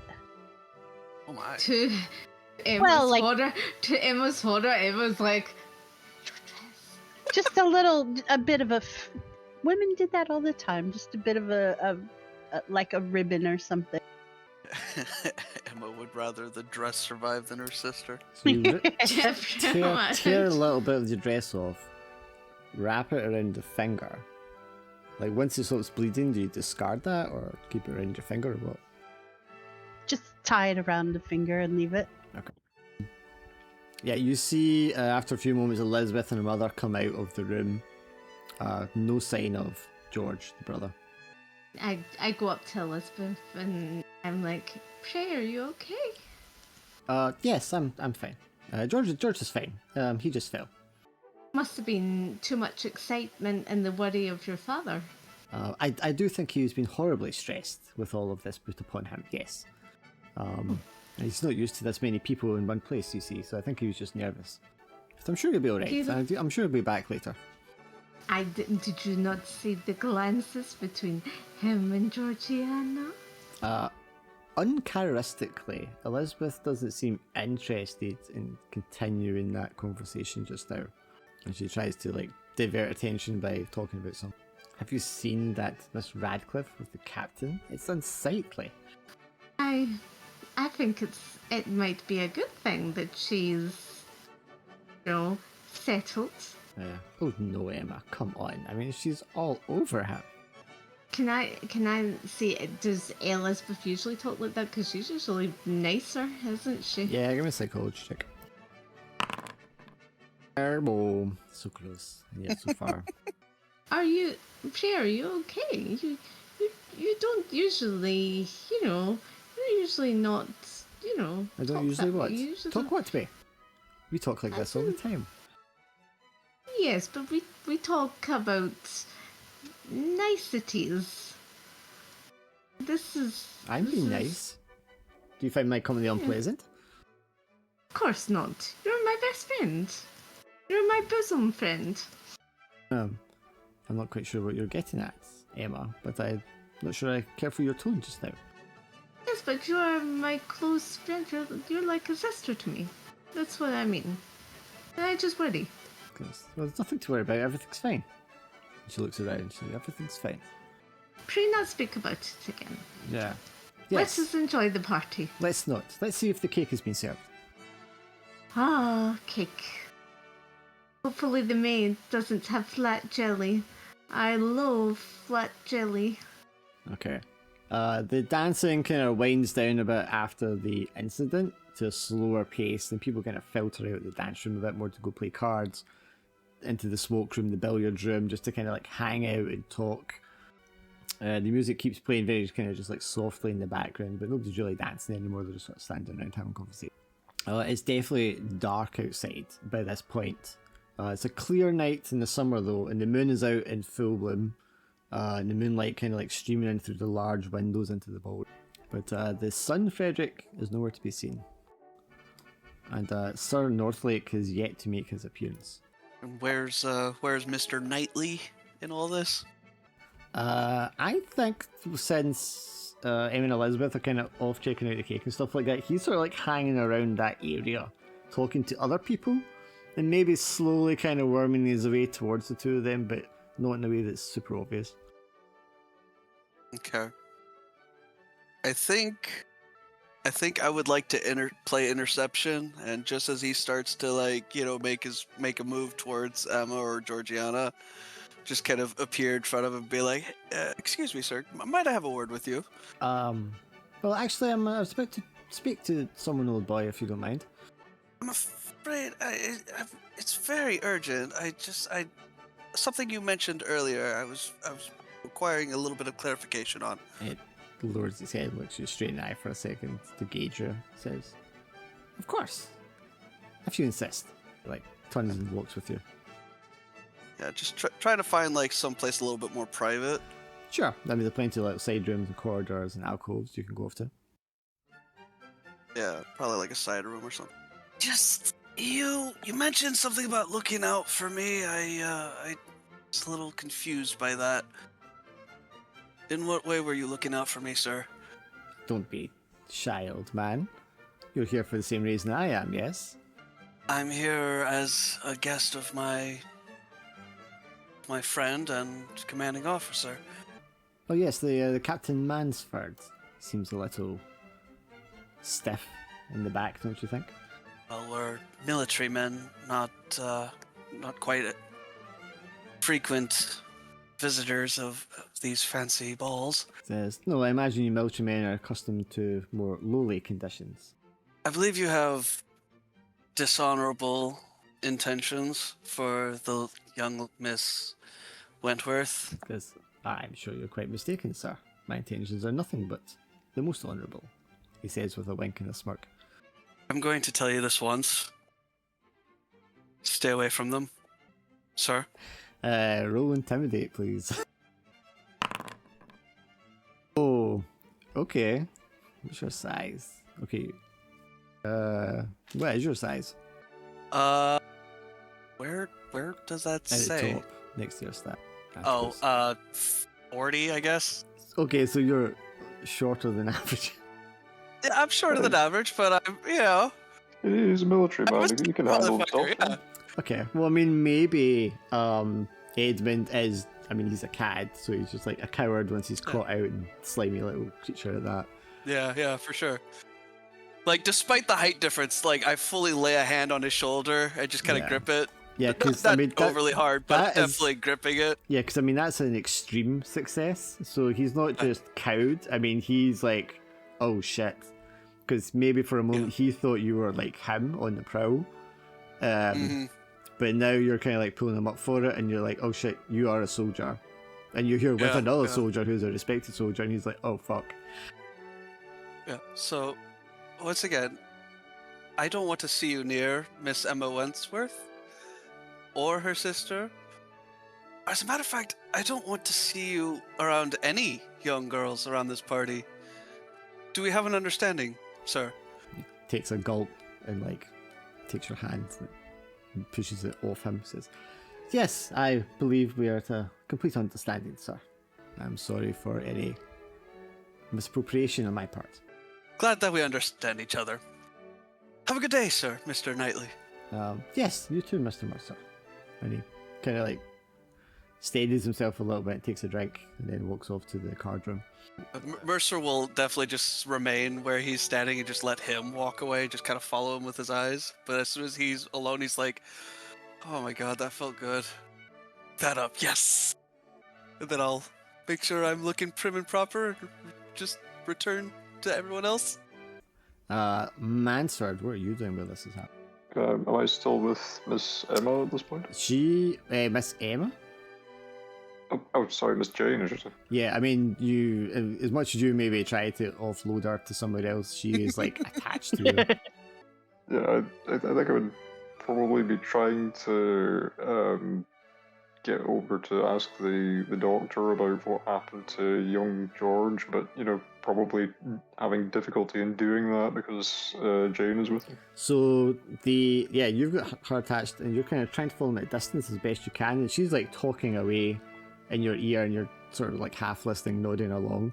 The doctor sort of like makes his way to the edge of the room and up the stairs, which is usually a no-go for like the guests, because that's where the private quarters and all that is. But he goes up the stairs, and then that dark figure is like standing up at the top of the stairs to the side, and the two of them like go side by side and start walking off outside. Do they look as if they know each other, or are they... Yeah, I mean, they didn't have an interaction that would suggest they didn't know each other. Is there like any kind of break in what Miss Jane is saying, or is she still going?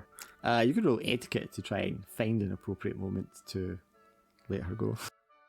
I was wondering about trying to ask if she knew who the dark figure was. Oof. That's a good roll. Yeah, I mean, yeah, and she kind of senses that that's what you're doing, and then she grips your hand quite tightly, and she leans in and says, "You mean the dark figure that's been watching us from the balcony all evening?" Yes, Yeah, actually, yes, I do know who older he chap. is. Why? Are you interested, Captain Mansford? Just I don't recognize him. Is he a regular at these functions, or? Well, I mean, I may be impressed upon to divulge that information. Oh my god. Well, it wouldn't be rude of me to impose. Well, it wouldn't be rude of you at all, Captain Mansford. Is there somewhere place you would like to go to ask me your questions? Is it not something that we can discuss here? She flutters her fan a little bit, looking around. Goes, well, I mean, I suppose it wouldn't be proper for the two of us to disappear off into a dark corner together. Yes, I wouldn't like to do anything to tarnish your good reputation. But perhaps maybe you could walk me around the grounds and escort me, since I am injured. Very well, I see no reason why not to. You just go down. She seems to know where she's going as she kind of guides you to take her a quick side entrance down the servants' corridor and out the back door. It's very unusual. Like, you would not have thought that. To like the outside and the cool night air, and the crunch of the gravel beneath your feet, and the moonlight shining down on the two of you. Do I have like any kind of top coat over my jacket at this point, or is it just purely the jacket? I mean, you can have it if you want. I was just thinking, if I had like a top coat that I could offer her to keep her warm. She smiles, flutters her eyes at you, takes the coat and wraps it around her. But yes, that older fellow. Do you know who he is? He seems, I don't know, strangely familiar, but I can't seem to place him. I mean, I'm surprised you don't know Sir Northlake by sight, but that is the master of the house. My goodness, no, I wouldn't have realised it. Yes, well, I mean, he has been somewhat reclusive, and as you know, he's been abroad for the past 4 years, since the death of his sons. Yes, he is. I imagine he's still taking that rather hard. Because that's what they say. Do you know him well? Oh, you mistake me, sir. I do not know him at all. I see. I just like to do my research. Of course. Did he have a successful trip to Africa? Do you know? Did he manage to enhance his fortune? Not that I'm aware of, but he did only just arrive back the night before. I did spy as we were coming in several trunks that were being taken to the upper floor. I see. Was there any particular reason for his voyage, if not for material gain? I know a lot of fellows are interested in finding the source of the Nile these days. It seems rather boring to me. Well, as far as I can ascertain, that he was so deeply grief-stricken that he felt compelled to travel. For what purpose, I do not know. She kind of weighs you up for a second. Says, Tell me, Captain, are you the curious sort? Well, to a degree, I like to keep abreast of new developments in the sciences and the arts. Grabs your collar and starts playing with it a little bit. She says, are you, as a military man, adventurous? Perhaps in my younger days, I fear that may be getting behind me now. Oh, come, Captain, you're not an old man, not by any measure. You flatter me, miss. I feel I have seen far too much of the world to be considered a young man anymore. Well, perhaps if you are curious, and she leans in close, and you are adventurous, perhaps we could sneak upstairs and see what Sir Northlake has brought home.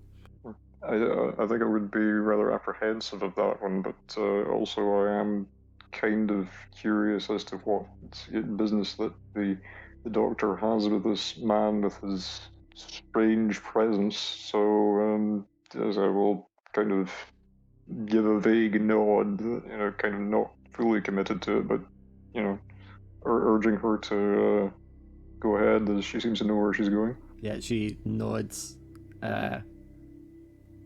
leans in for a kiss. I'd be quite surprised that is she, like doing this all on herself, or is she like looking for a return of the gesture? Yes, she's instigating, but looking for reciprocation. My goodness, Miss Jane, I fear we haven't known each other that long. So it's a little bit disappointed in you. She takes you by the hand and says, "Come, Captain, let's investigate then," and strides off around to the rear of the building with you in hand. You notice now that she doesn't seem to be acting up the sore foot anymore. Okay. Mercer, so you are still back inside there with Jennings and the others. Oh, but you went to speak to Knightley, and then you join the others. You find Jennings. Yeah. Jennings still standing there with the little leaf thing. Georgiana's standing next to him, nursing her cut finger, which is like, you can still feel it like pulsing underneath the fabric. But at that point, you notice that the captain's disappeared off with Miss Radcliffe and has not returned. Oh, beg your pardon, Mr. Jennings. Have you at all noticed where Captain Mansford ran off to? Glim? Oh. Glimothy?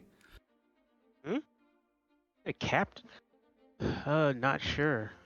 I saw him walk up with a young lady. But I saw that, right? You seen him walk off, yeah. Yeah. Didn't want to pry or nothing. You also would have seen the doctor going up the stairs. Yeah, that too. Well, okay, thank you. I will attempt to track down my boss just to make sure. Whoa! I don't know if that's a good idea. He went upstairs. I don't know to talk. Well, I'm sure that's all the good captain is doing. Looking kind of like I'm like, trying to be so light as possible. Yeah, no, you two will just excuse me, and then I will attempt to try to track down Captain.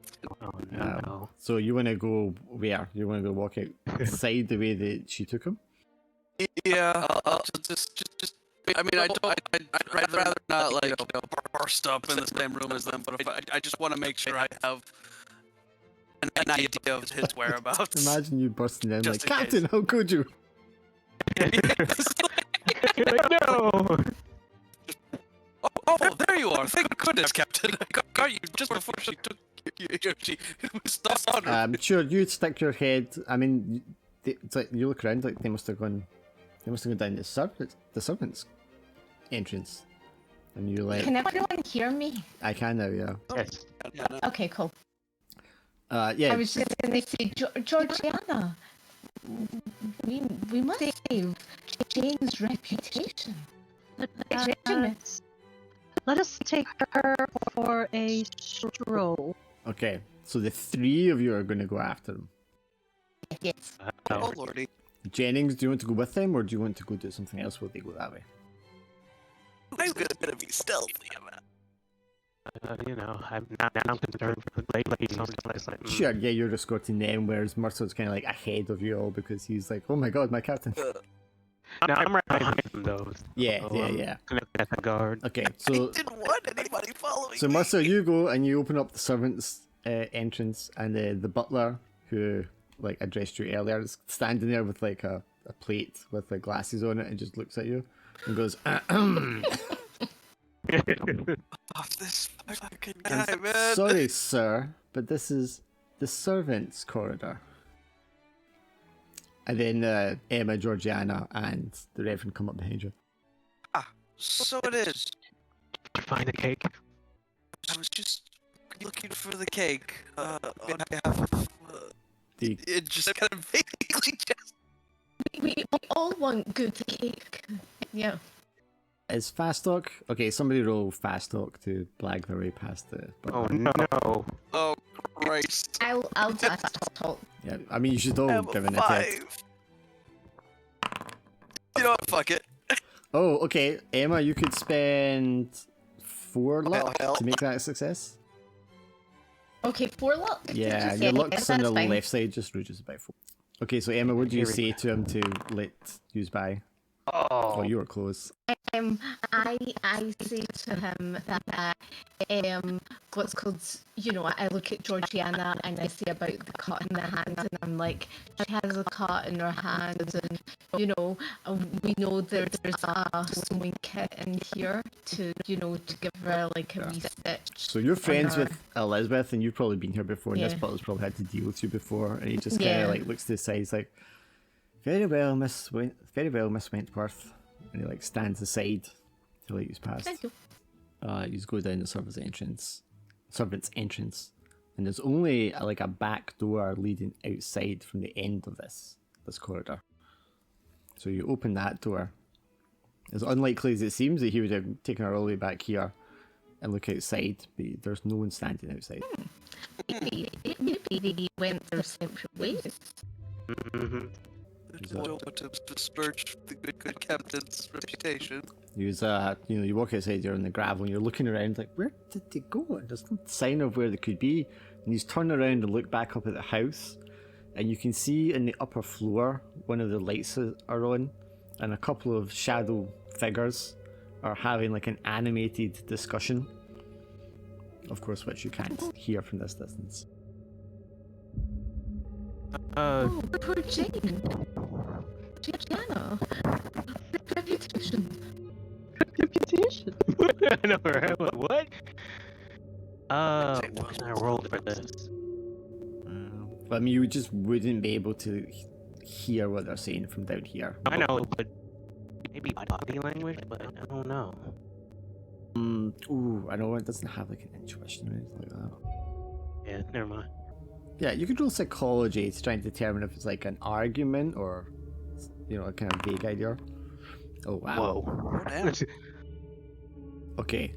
Clearly, there is some sort of argument going on between two men. And unhappy. You maybe even just hear, like, just above the music and everything else through the thin window panes, like, raised voice. Just kind of like as somebody gets too exasperated. Would I mean, like, roughly how high up is it? Like, is it like at the very top of this? A manor, story up. User on the ground floor would be the next story up. Okay. Ooh, So well, we could just up maybe towards- climb They are high up. ceilings. I'm not doing that. Oh yeah, I guess there are. But there would be a stairwell as well. Would there not be like a sort of? Well, there wee is, set- because yeah. at this moment, Jane Radcliffe is pulling Captain Mansford up the stairs at the back that she Yeah. somehow knows about. I would think that Emma would know about this. Like, there's a stairwell. I just see like Mercer trying to climb up the ivy on No, the. no, I wouldn't. That'd be actually stupid. Okay, yeah, I mean, Yeah. Emma, yeah, you've been here plenty of times. You know that there's like a back entrance. It's a servant's Yeah. entrance, but there's a back entrance to the upper floor. We can go up this way. Must protect my captain's reputations. Hell, if his reputation, Jane's, is the reputation that cannot be besmirched. So you make your way unknowingly the same way that they went, round the back of the building. Captain Mansford, you're now like pulled up the stairs into a dark room.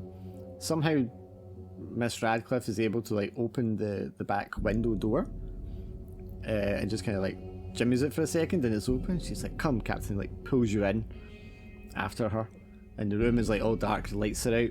She doesn't seem, just past like the moonlight from outside, but she doesn't seem to have too much trouble kind of like navigating around.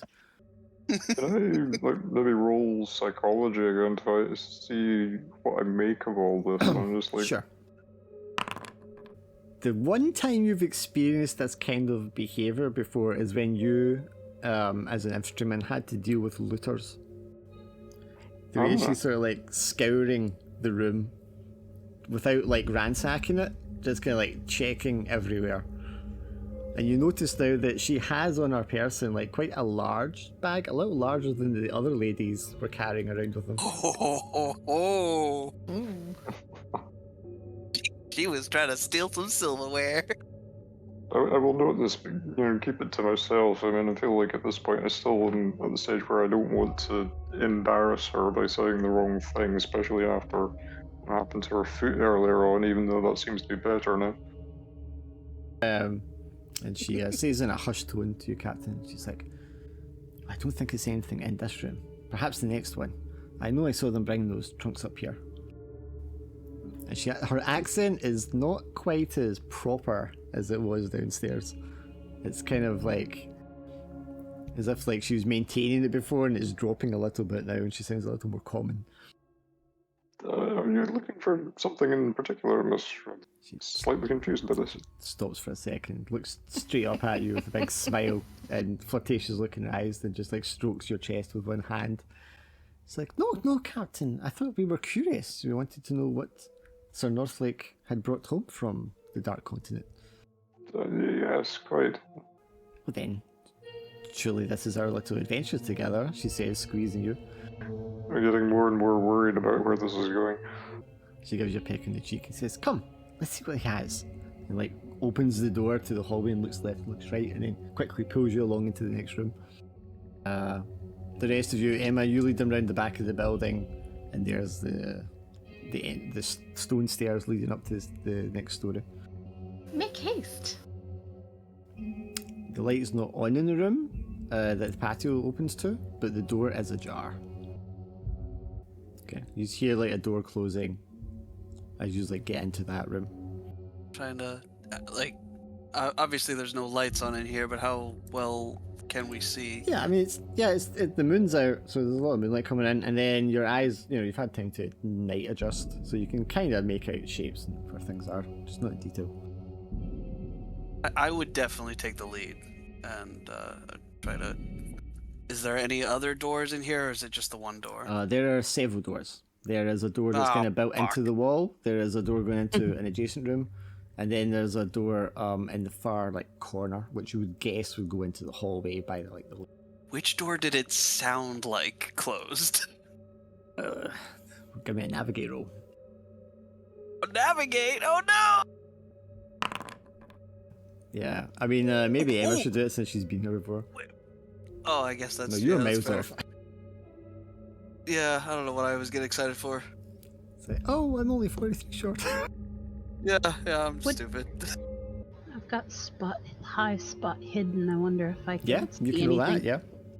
Well, it's like while he's fumbling around and not seeing anything in the dark. While he's fumbling around not seeing anything in the dark, Georgiana, there's what are they called? If There's it a was little spotted, I little could've oil rolled lamps that you better, can but light up sure. and just carry with you. There's one of them sitting on the end table. Sat there. Yeah, If you I had just, me roll hidden, it would have been better. But all right, yeah, sure, I make fun of just me. pick it up and light it. Sure. Yeah, you light it, and as you light it, see someone's been reading something in this room. There's a book open next to it. Uh-oh. Me. Would you like to start reading or flicking through the book? I will. Okay, give me a sanity roll. Oh shit. Yeah, I mean, this is some old textbook. It seems to be written by someone British about witchcraft rituals in Africa. Cthulhu, Verata. But with turning on the light, Georgiana, the room is kind of lit up enough that you can clearly see the doors. And you can see that one of them is still not properly closed, and that must have been the door they went through. There's the door. This way. Very well. Yeah. So Miss Radcliffe pulls you into the next room, Captain, and I mean, it just looks like the room you were just in. She's like, and then just like huffs and just like pulls you right across that room. It opens up the next one, doesn't even bother to close it again, and takes you through that, and then into the next one. She's like, I don't understand. They definitely brought them up in here. Don't you think we ought to go back before they get the wrong impression about why we're here? Well, it's a bit late now, Captain, don't you think? I'm sure if no one saw us come in, then no one would see us leave. You just hear the sound of like creaking on the floorboards, and she looks at you, and then looks back the way you came. Someone's coming. Do we have time to hide? Of course you do. There's lots of furniture here. It's gonna be such a Scooby-Doo fucking thing. Yeah. She grabs you and just pulls you behind the couch, so you are both like crunched up close together. And the door like opens, the light pours in, and Mercer and Georgiana and the other two kind of come creeping into the room. It's Jane. You in here? Are you in here? You go to stand up, Captain, but Jane kind of like just holds you down. She's very strong.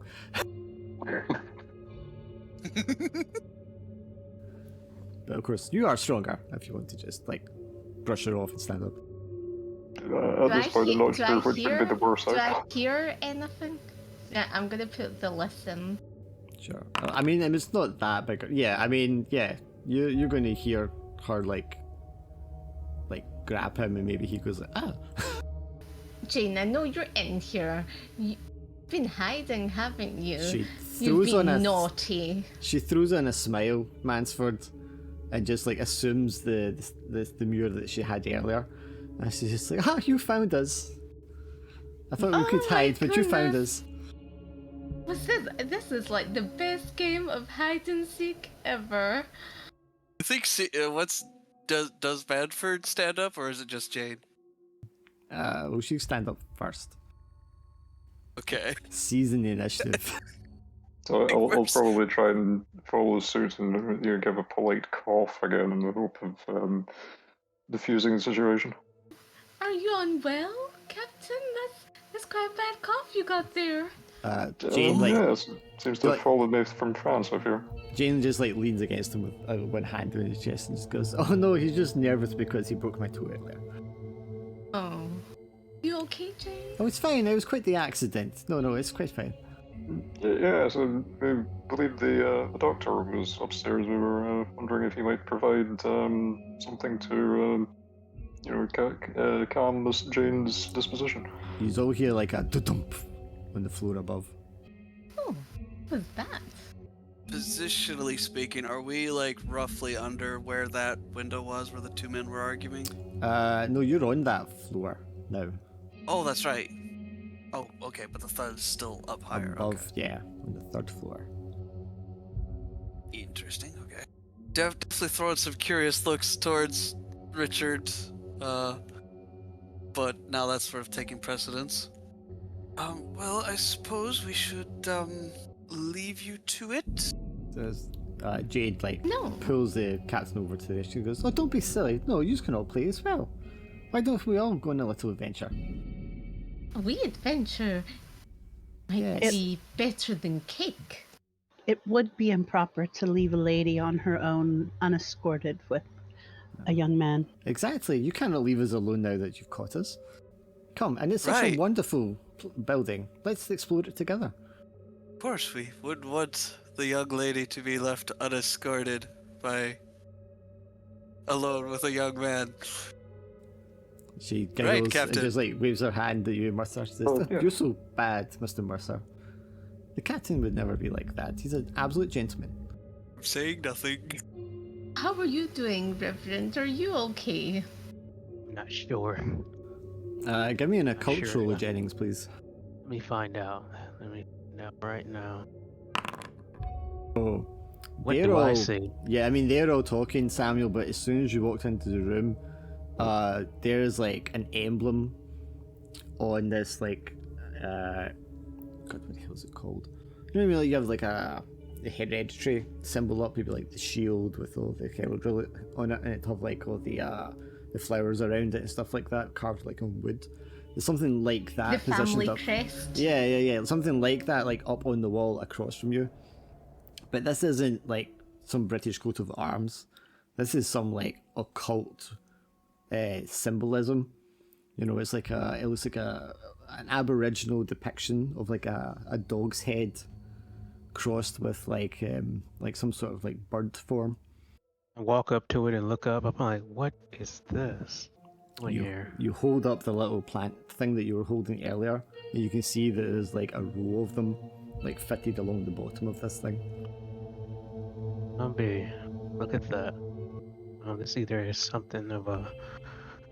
But I know that it's kind of like a ward or something, or I didn't want to overstep it. Yeah, it might be the kind of thing you would see against like a witch doctor's hut or something like that hanging over the door. May have to put this back. I'm not sure. We'll see. You want to put it back on the fitting? Yes. Right. You do so, and as you do so, the fitting just kind of like, because it's very precariously balanced on the wall, and it just falls to the floor. And there's just the sound of things getting knocked over. Mm. And then you just hear heavy footsteps moving hurriedly above you. You have to leave. Why do we have to leave? There's footsteps above us, and I'm not sure if it's going up or down, so make a decision. Perhaps we should all go back outside. Some fresh air might be the just the thing. Yeah, let's hurry. Footsteps.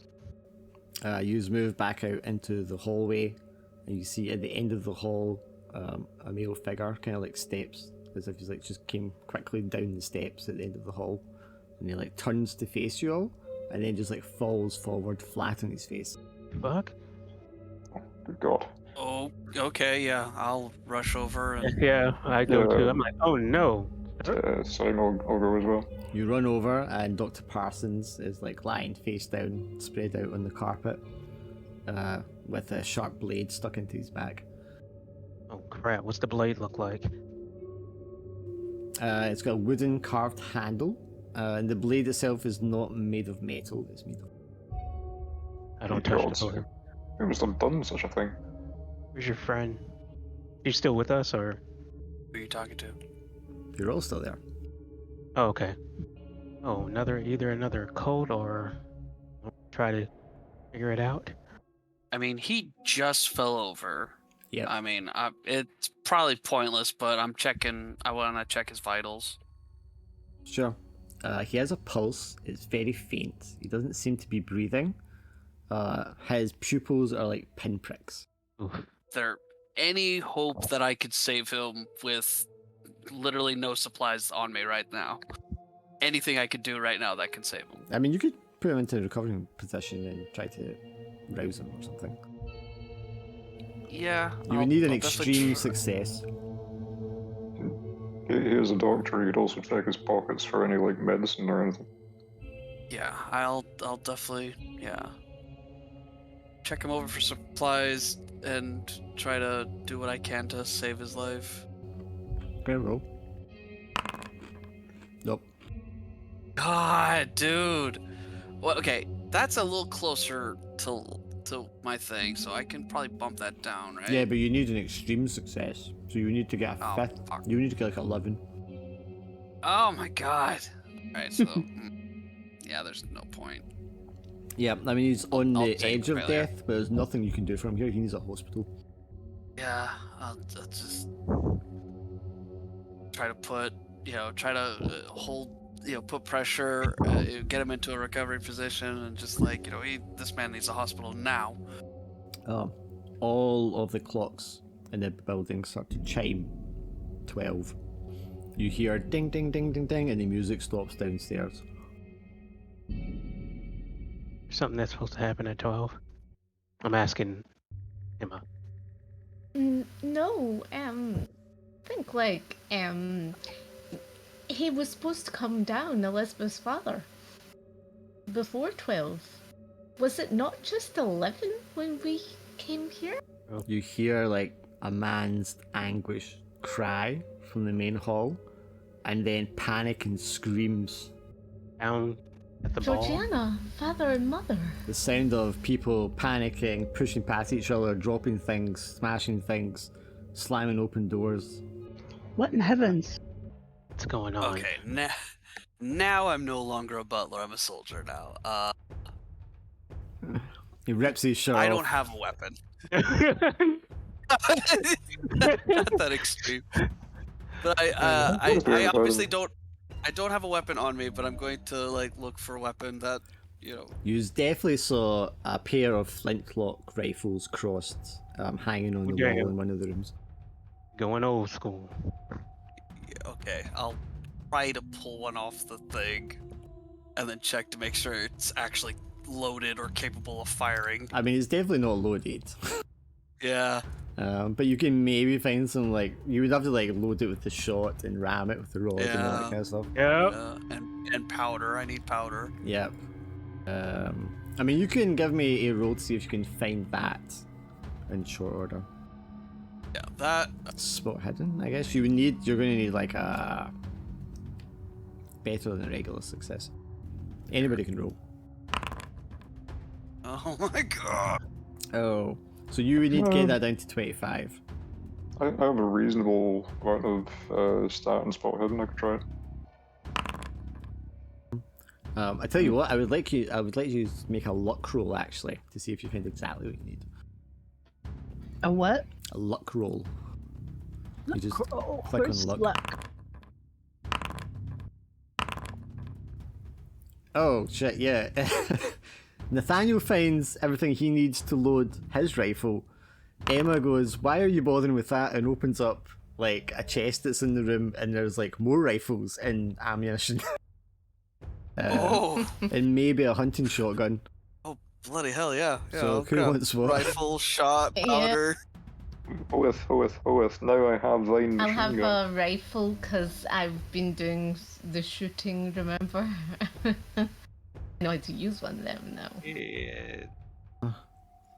Emma, Nathaniel rifle. is definitely like very like surprised that Emma knows how to shoot and handle a gun. Would you want, Georgiana? Do you want a rifle or do you want the shotgun? A rifle. Right. One flintlock What's the rifle. lady like? Pistol, rifle, or shotgun? Captain Mansford will I go. feel like the rifle is so fitting because of like, Pride and Prejudice and zombies. Is anyone like less confident in their shooting skill? Because I feel like a shotgun might suit someone with a lesser skill in that. My rifle skill's 25, but my Same. pistol skill's 20, so I think the rifles and rifle's a shotguns wee might bit- use the yeah. same skill actually. Yeah, it used the same skill as rifle. Yeah, I just mean, does anyone have a particularly low stat in that? I don't know, they might I get on do. better with the shotgun. Right, I'll give Samuel the shotgun. Right, rifle is is literally the highest stat I have. Same actually, yeah. Oh, You yeah, gave me a shotguns. 12 gauge. Damn. It's the only shotgun it has listed there. Why'd you give me the 12 gauge? I'm like, Right. Okay. To so be you- fair, it's like, Yeah, right, Emma one of just like us. flips up the case and just starts handing out rifles and the shotgun to everyone. Georgiana just like opens up a drawer and starts pulling out all the rods and the shot and stuff for them. Aren't we Hell yeah. jumping to conclusions? There must be a perfectly reasonable explanation for all this. You hear wondering. smashing of glass and screams from the hallway below. I'm like, is that Captain, enough, I- Captain? Maybe not. I don't think. I think something awful is happening. Let me guess. We have to roll to load this, right? Well, I do. Only if you have to do it quickly to beat like Oh, okay. something happening. So right now, Okay, no, you so- can just go. I What's- think what- right what's now the, we need to leave. What's the pattern, or what's the procedure Yes, Powder. Captain. What's the procedure? of loading the guns? Is it powder first? Yeah, it's powder first, and then you gotta get, then you ram the ball down. Wait, what about the paper? Well, I mean, Oh, that's I guess no, it that's depends flint. on. Oh, that's flintlock. Sorry. All right, powder. Well, yeah, pa- but pa- rifles kind of do something similar. It really just depends on the model, I guess. Okay. The soldiers here would definitely be familiar with the process and be able to instruct you Yeah. properly anyway. Oh yeah, for sure. Probably loaded, loaded and prepared 2 other rifles in the time that just handed it to them. You then hear a sound which you cannot place. It's like a bestial, animalistic, roaring sound. And followed by screams which are then suddenly cut short. Wait, are they in the hallway or? Yes, this is all coming from like the ballroom. Okay, the ballroom. Okay. Shit. I don't know if I can say this, but screw it. Everyone hide. Oh no, we need to leave. No, I think we should hide and wait for that thing to come in. Whatever that. Captain Mansford, you notice that Jane has a pistol, but no one gave her a pistol. Holy shit! she had that thing on her. Yeah, again, in the circumstances, I wouldn't, pull her up about that, but I think, definitely note that, yeah. Whatever it is, it's in the ballroom, so if we just go back out the way we came, exit, out and go around the outside of the house, then we won't have to go anywhere near the ballroom and we can get out to safety. Right, so one of you wants to hide, one of you wants to retreat out the back. Okay, I follow with the soldier. What he says, Nathaniel. I'm like, well, he's a soldier. He got this. Yeah, let's go. Yeah, I think safety in numbers probably. Okay, so just try to Follow. sneak out the back and escape. Okay, so whoever's got the lowest stealth, give me a stealth check. Boy, hold on. I thought we was gonna march. Shit. I'm on 20 for stealth. I don't know if there's I'm anyone on left. 40 for stealth. I'm on I'm on hopes 20. and prayers. I'm not even funny. This is low. Okay, well why don't you just roll? Let's see. Because if someone Yeah, gets sure, a fuck it, fumble, why it's not? going to be really funny. Oh, motherfucker. wow. Oh, no. Thanks, Well- Dart. Off the bat. Anyone else? Yeah, thanks, Dart. I appreciate it. Nate, Owen's- you could do 4 luck to make that a success. Oh wow, everyone flumps it. Yeah, I'm gonna. Did you say I could do 4? I could get rid of 4 luck? No, to make you'd that have to spend 12. But I mean, it's not 12. going to matter because you're all messed up anyway. Okay, Samuel, let me roll a dice here. 8. Okay, yeah, you just go out the back door. The floor below you, the window just like smashes as a table is like thrown through it. And this 4-armed, 2-legged, stomping, dark-coloured beast just comes like charging out after the table, runs up to where the table is, picks it up, and like snaps it in half, and then throws it out into the garden, and turns around to look at you all. Its eyes reflecting like a cat's eyes caught in the light, and it leaps up onto the story that you're on, grabs you, Samuel, and just like rakes its claws across your chest. You're going to lose 3 health. Oh shit.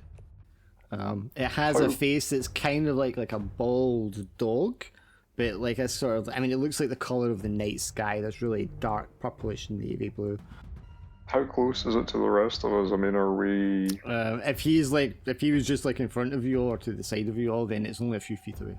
Basically, what I'm thinking is, can I take a shot at it reasonably without hitting Samuel? Yeah, I mean, as long as you don't fumble it. Oh god. Okay, I do have a reasonable stat for rifles, so I will have a go. Yeah. Yeah, I think if you just roll it, it'll do a lot of damage. Okay, so you could. That's a success. Now I'm going to roll for like. No, actually, I can't roll dodging against bullets. You can do extra damage though if you spend 5 luck to make that a hard success. Yeah, okay, I'll do that because I mean it's got Samuel, so I'm going to get it away So from. if I just click that, it does it for us. Holy shit, Samuel's got so much luck though. Right, so what's the damage now? Rifle to 1d8. I think if you go to your weapon, it's got like the damage dice, and you can just click on which one. You go to combat, yeah, and it says 1d8 plus 2. I think if you just click on that. Gotcha. Yeah. Okay, yeah. There's a bang, the puff of smoke, crack of the rifle as you put a bullet right into its chest. And this kind of milky white fluid just kind of doesn't even just like come out like a liquid, it just kind of oozes out as if it's very thick. Almost like a viscous slime, kind of just like oozing out of the wound. But the thing roars and just kind of like pushes its body to the side to kind of angle on to the side of you. What do you want to do next? Shoot it again? Okay, sure. Give me a roll for your shot. Right. Do I use my rifle? Yeah. Yeah, you go to combat with weapons. I think if you just click on the weapon name or the damage. That's a critical, right? Ooh.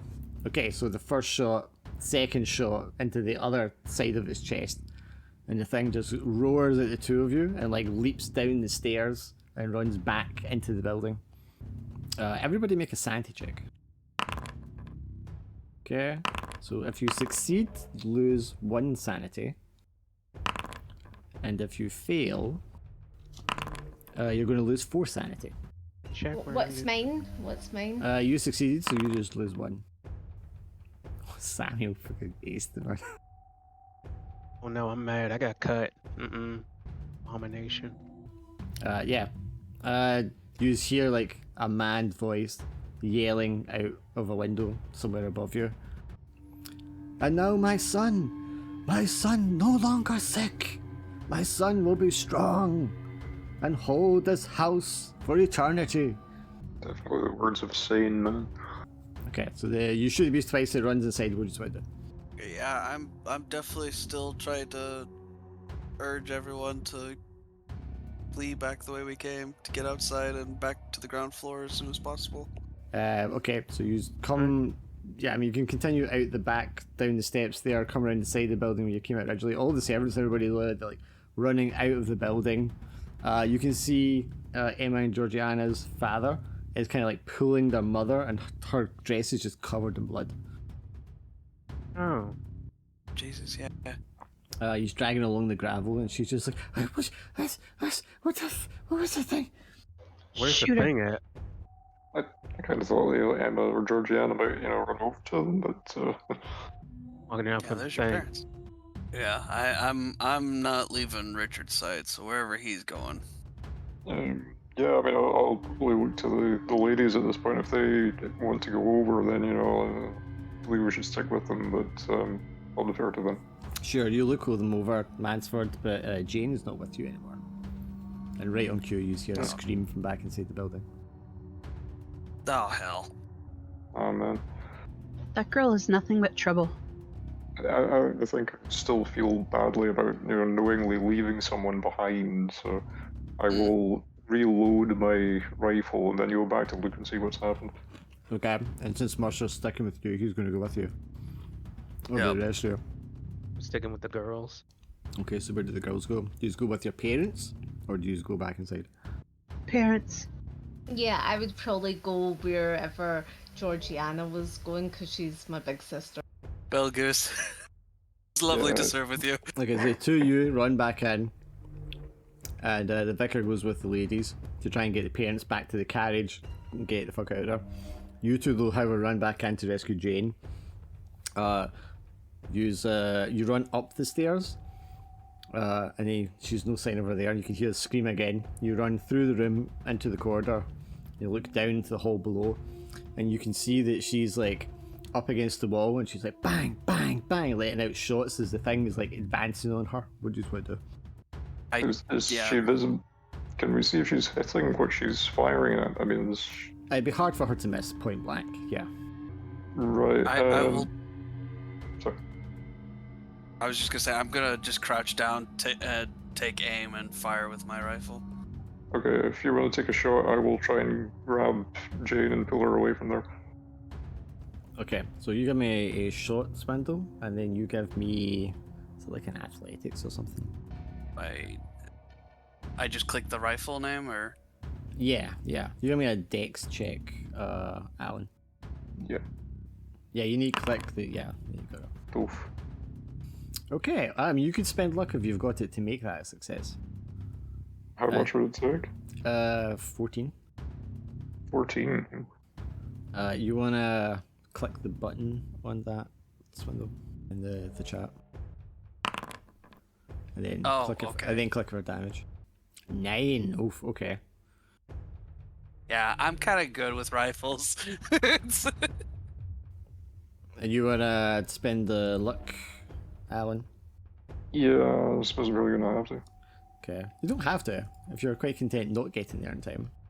Yeah, but I mean, it's on backstory reasons. I do have like a strong sense of honor and everything, so I feel like it would be in character to do what I can Okay. for. Yeah, you don't need to hold on that luck for Yeah. anything. That's fine. yeah. Okay, so you don't need to roll again. You're going to just spend it to make a Alright. success. So you just reduce your luck by 14, which will take yours down to 11. You could also click on your dice result. Yeah, it should be like 11 click. Yeah, just press 14. Yeah, it's okay. I've reduced it to 11 on my. Okay, so character page. that shot is going to go clean through the thing's head because you took aim, blow out the side of its skull, and it will, like, as it's charging towards her, it's got the motion so it continues, but Mansford manages to just kind of leap by in time and snatch her out of the way as the thing crashes into the cabinet, the mirror, and the wall that she was standing in front of. To your relief, Richard, it doesn't like get up to try and make a second move. It seems to be dead. Yeah, definitely a relief. Good thought, man. Yeah, fuck yeah. Gonna quickly reload.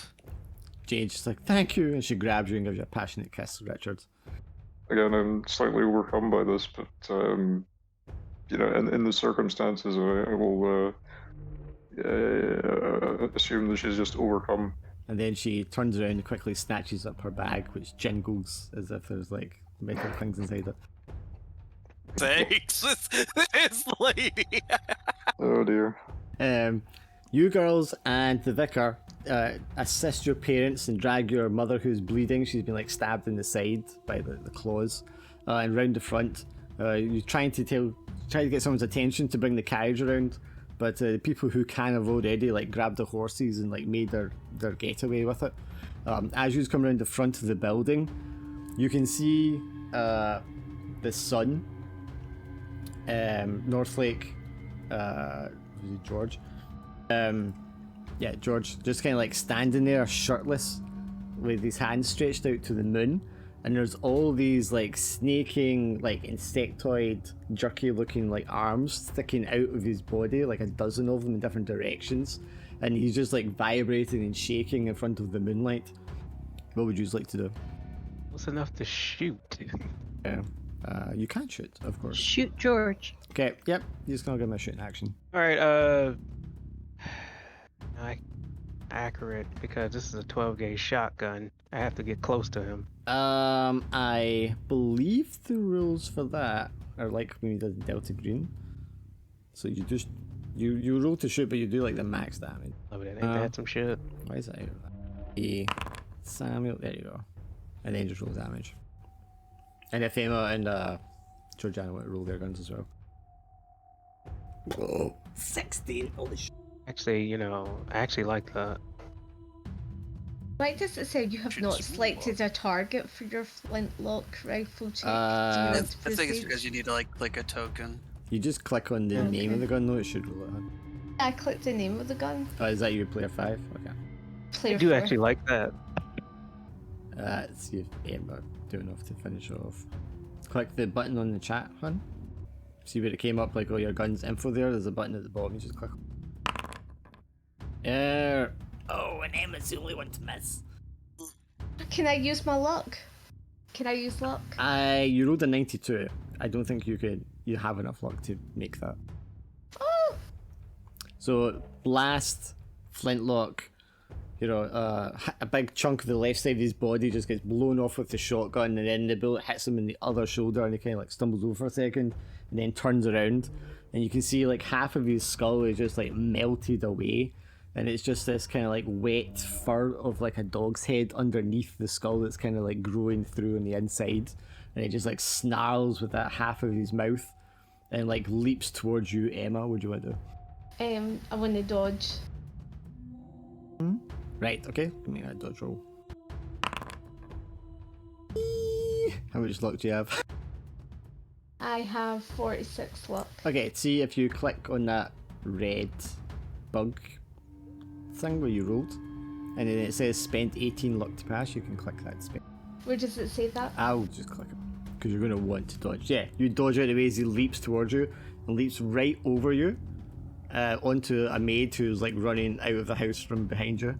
And lands on top of her and just starts like tearing her to pieces. Yee! Your flintlocks will take a moment to reload. But I believe Samuel still has a shot in his shotgun. Boom, boom, boom. And if he can hit, he's going to do enough damage to kill it, I think. Hard success? Yeah. 12 points. You can tell me how you just blow the thing to smithereens, Samuel. Well, poor woman is getting all mauled and shit. I just walk up to him, rest easy. Blow the other half of his torso out, and then whatever remains of this mutated carcass just like lies there in the dirt with all this like viscous, thick, white slime just like oozing out of his orifices. And go with God. Yeah, I was gonna say he's exterminating abominations in the name of the Lord. Okay, Mercer and the captain come out with Jane like holding the captain's hand and the bag of goods in her other hand. It's like, and Jane speaks with a very thick northern lassie accent from somewhere in Yorkshire, which I'm sure Cheyenne will grace us with an impersonation of. No, she won't. She just looks down at the mess on the ground and she just like, bloody snobs. And just pulls you, fucking time somebody says it. pulls you, Captain, into a carriage and just tells you to like, and shouts to you, Mercer, and tells you to drive them on. I mean, it's not a bad idea, but shouldn't we wait until everyone else gets in? Because they can get their own carriage. Any more horses?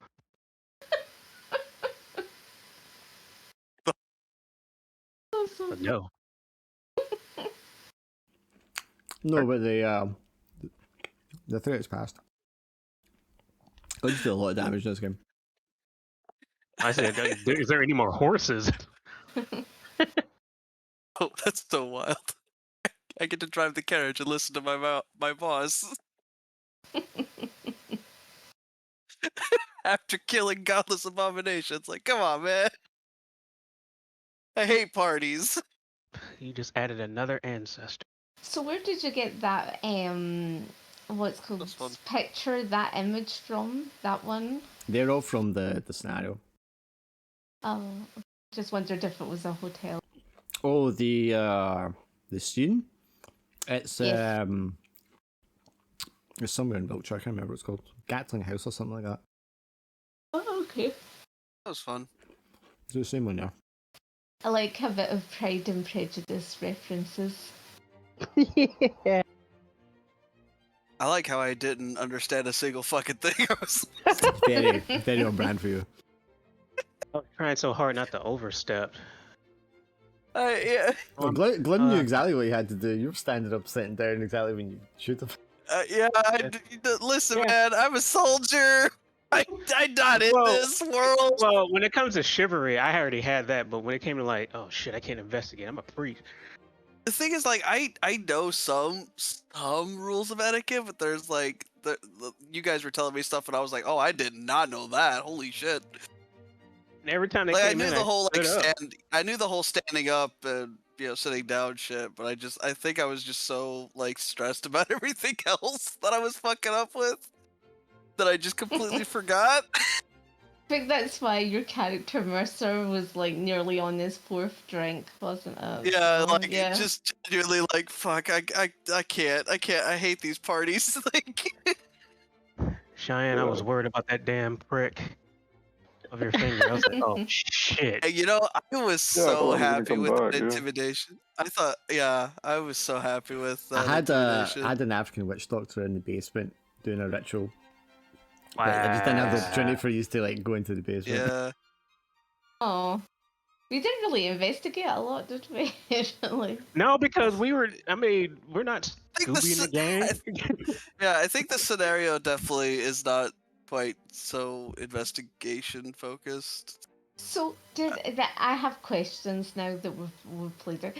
So, with Elizabeth's character, was she turned already? Did she turn when she No. went? Oh, okay. Was she just being? Our brother had She'd epilepsy. be just being bitchy, yeah. Our brother had epilepsy, Ah, but okay. obviously they're trying to cover it up. Yeah. But then the Ah, father okay. went away to Africa to seek a way to, bring back his two dead sons. But instead, he Heck found a up, did I ritual just instead he found a ritual to kind of like strengthen his existing son, but by turning him into a monster. Oh no, I Yeah. killed Oh, his no. child. Yeah, oh no, yeah, what a terrible Eh. thing. Well, Georgiana's like, I wasn't gonna marry him anyways. Like, nah. So yeah, Dark, you hear what I Fuck said that dude. earlier? I felt like Georgiana was definitely gonna marry him. She had that. Well, we know little you thought glint. that. Yeah. Yeah, literally only you. I think Georgiana swings for the other team. I kind of got that vibe from her as well. I was kind of like, I think she was. I think she was a secret. Secret lesbian. Yeah. I thought for sure I was gonna end up like, just like, all right, let's just find a maid. Well, maybe Mercer, because obviously the I'm not- captain and Mercer yeah. were intertwined, Yeah. involved. I was completely prepared to speak up for Mercer. I was going to be like, oh yeah, he's a bit rough around the edges, but he's a good man. If we had 10 divisions of men like him, we could have won in France quite quickly. I love the captain's That would've been like like Jane's advances and the captain's uncouthness kind of like I was like, I don't know what to do in this situation. I thought that was quite funny. Oh, I yeah, enjoyed that. yeah. And after telling Mercer like, oh, don't be so sure, Mercer's like, oh, you're gonna have a better time than me because they're gonna go for you, and he's like, oh, I would be, don't sell yourself short, Mercer. Meanwhile, Mercer driving the carriage as the captain's getting lucky in the back. Like, come on.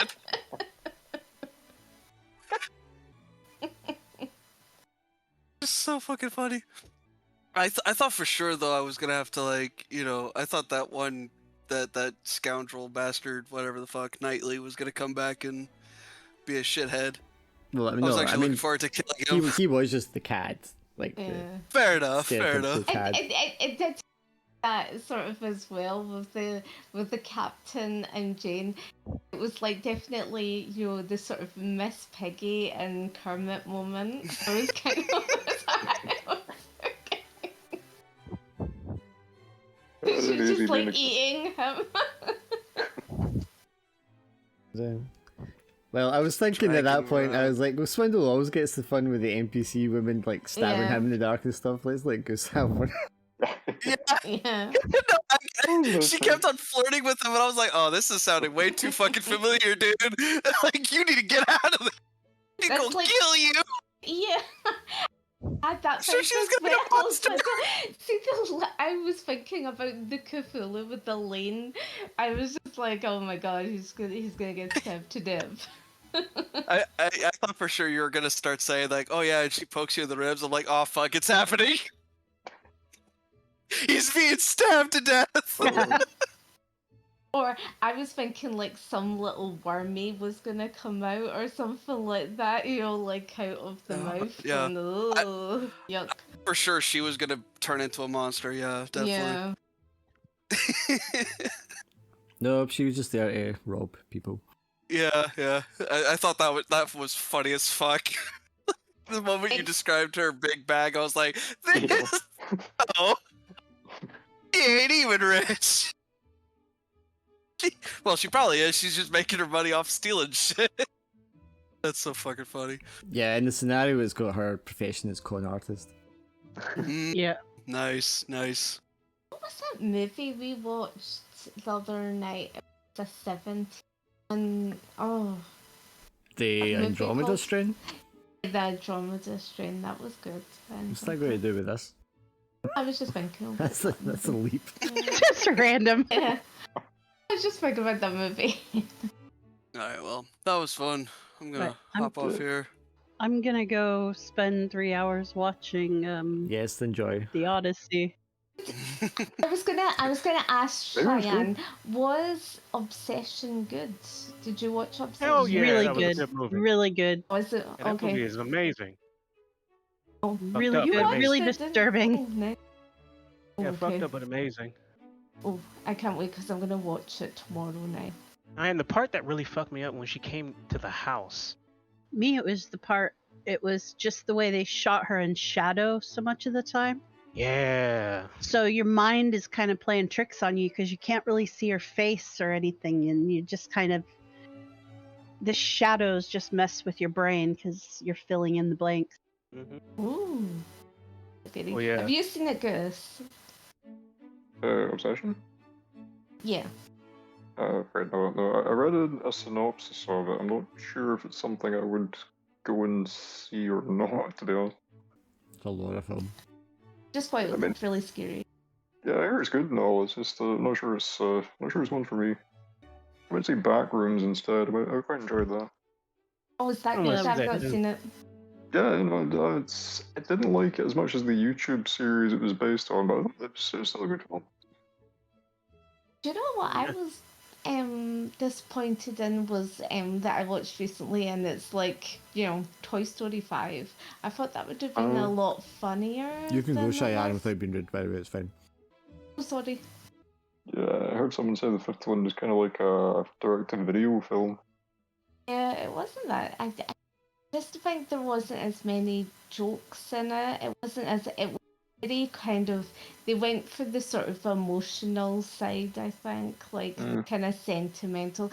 That's fine, and it's okay that way. But I do like a bit more light-hearted, and the sort of heavy, deep. I felt like Yeah. maybe they could have been a wee bit more like the Buzz Lightyear thing and a wee Laura, bit why is more this light. cat jumping over me? I have no idea. It's just always hungry. Always feed. You should feed your cats Oh, All they do is get fed. to a bigger cat. yeah. Have a meatball and shit. They'd love meatballs, It's like- probably. Jumping up on me as if like the house is on fire or something. It's like food. It could be attention as well, though. Well, because obviously we it's were attention. saying- That's why I was asking you why Yeah. she's bugging me. Yeah, it's true. Hey Cheyenne, there's one more thing about Obsession. How well did she cook it? You should know what I'm talking about. How well does she cook? What? When he bit into it, how well did she cook it? Because the first time he bit, he just. I'm like, how well did she cook that? Asking the real questions. Now intrigued when I'm gonna be watching this movie about what you mean I'm by trying to the cooking. keep it yeah, I'm trying to keep it encrypted, but she knows what I'm talking about. I'm like, I hope it's not anything disturbing that she cooks, Mm. because that sometimes I'm a wee bit kind of like, oh, I don't like things like that. Like I don't like films like Saw or anything like that. I think It's like body horror stuff or torture Yeah. porn. yeah, I don't Yeah. like things like that. No, it's not really like that. Okay, Laura just likes cannibals or ancestral. it's not true. wow. She's all about green. So I'm watching something Green after hell. 5 minutes, I'm like, they're brother and sister, why is this incest? What are you Or- talking about? Oh my god, it's cannibals again. We watched the movie Flowers in the Attic, and then You he guys was haven't just watched well. That's a classic. I read that book when I was like 13. I watched Perhaps. the old one and the new one because you have to watch the old one and then watch the new one. And apart from Then watch the them all again. ancestral bit, Okay. that like everything else in the film was quite scary. A freaky film. Yeah, it's freaky. Because they're all having incest. Yeah, well, that's not very nice. It's not. That's not the biggest part of it. It's like, also that's not the just only thing you tiny. watch that incest in, though. Well, I didn't read the what's called the title. The synopsis doesn't say that it had incest in it. It just ended up Good like, point. and then the same with the cannibal one as well. Like, how was I supposed to know that fresh meat was about cannibals? Yeah, who but could then have I guessed? should have probably known by the title. It's funny, that they it give you all had these fresh warnings meat. about tobacco use in the corner of the screen, but they don't say incest. Yeah. That's fine. Wow. And like the BBFC warning ought to contain a note about that. Like, it contains mild fantasy violence and incest. So I did watch an old movie, and it was like called The Maze, and it was a sort of old horror movie, and that was quite scary. It was like based in Scotland, and it had like the frog pair. It was really good. Has anyone seen it? No. No. It is a like a 1940s film or something. You I old. don't know that one over. It's really good, and it had a big maze in it, outside the castle. No, it had a maze. Oh, it was called the maze. Yeah. They were saying, well, it was a wee bit kind of like at the start. They were like, "Oh, castles in Scotland always had mazes," and I was like, oh, that's Obviously. such a load of rubbish. We love our mazes. It's so funny. Right, we'll start this now. Thank you all for playing. Bye. Thanks. Enjoy. Bye. Thank you so much. Bye. Oh, have a good day. Oh shit.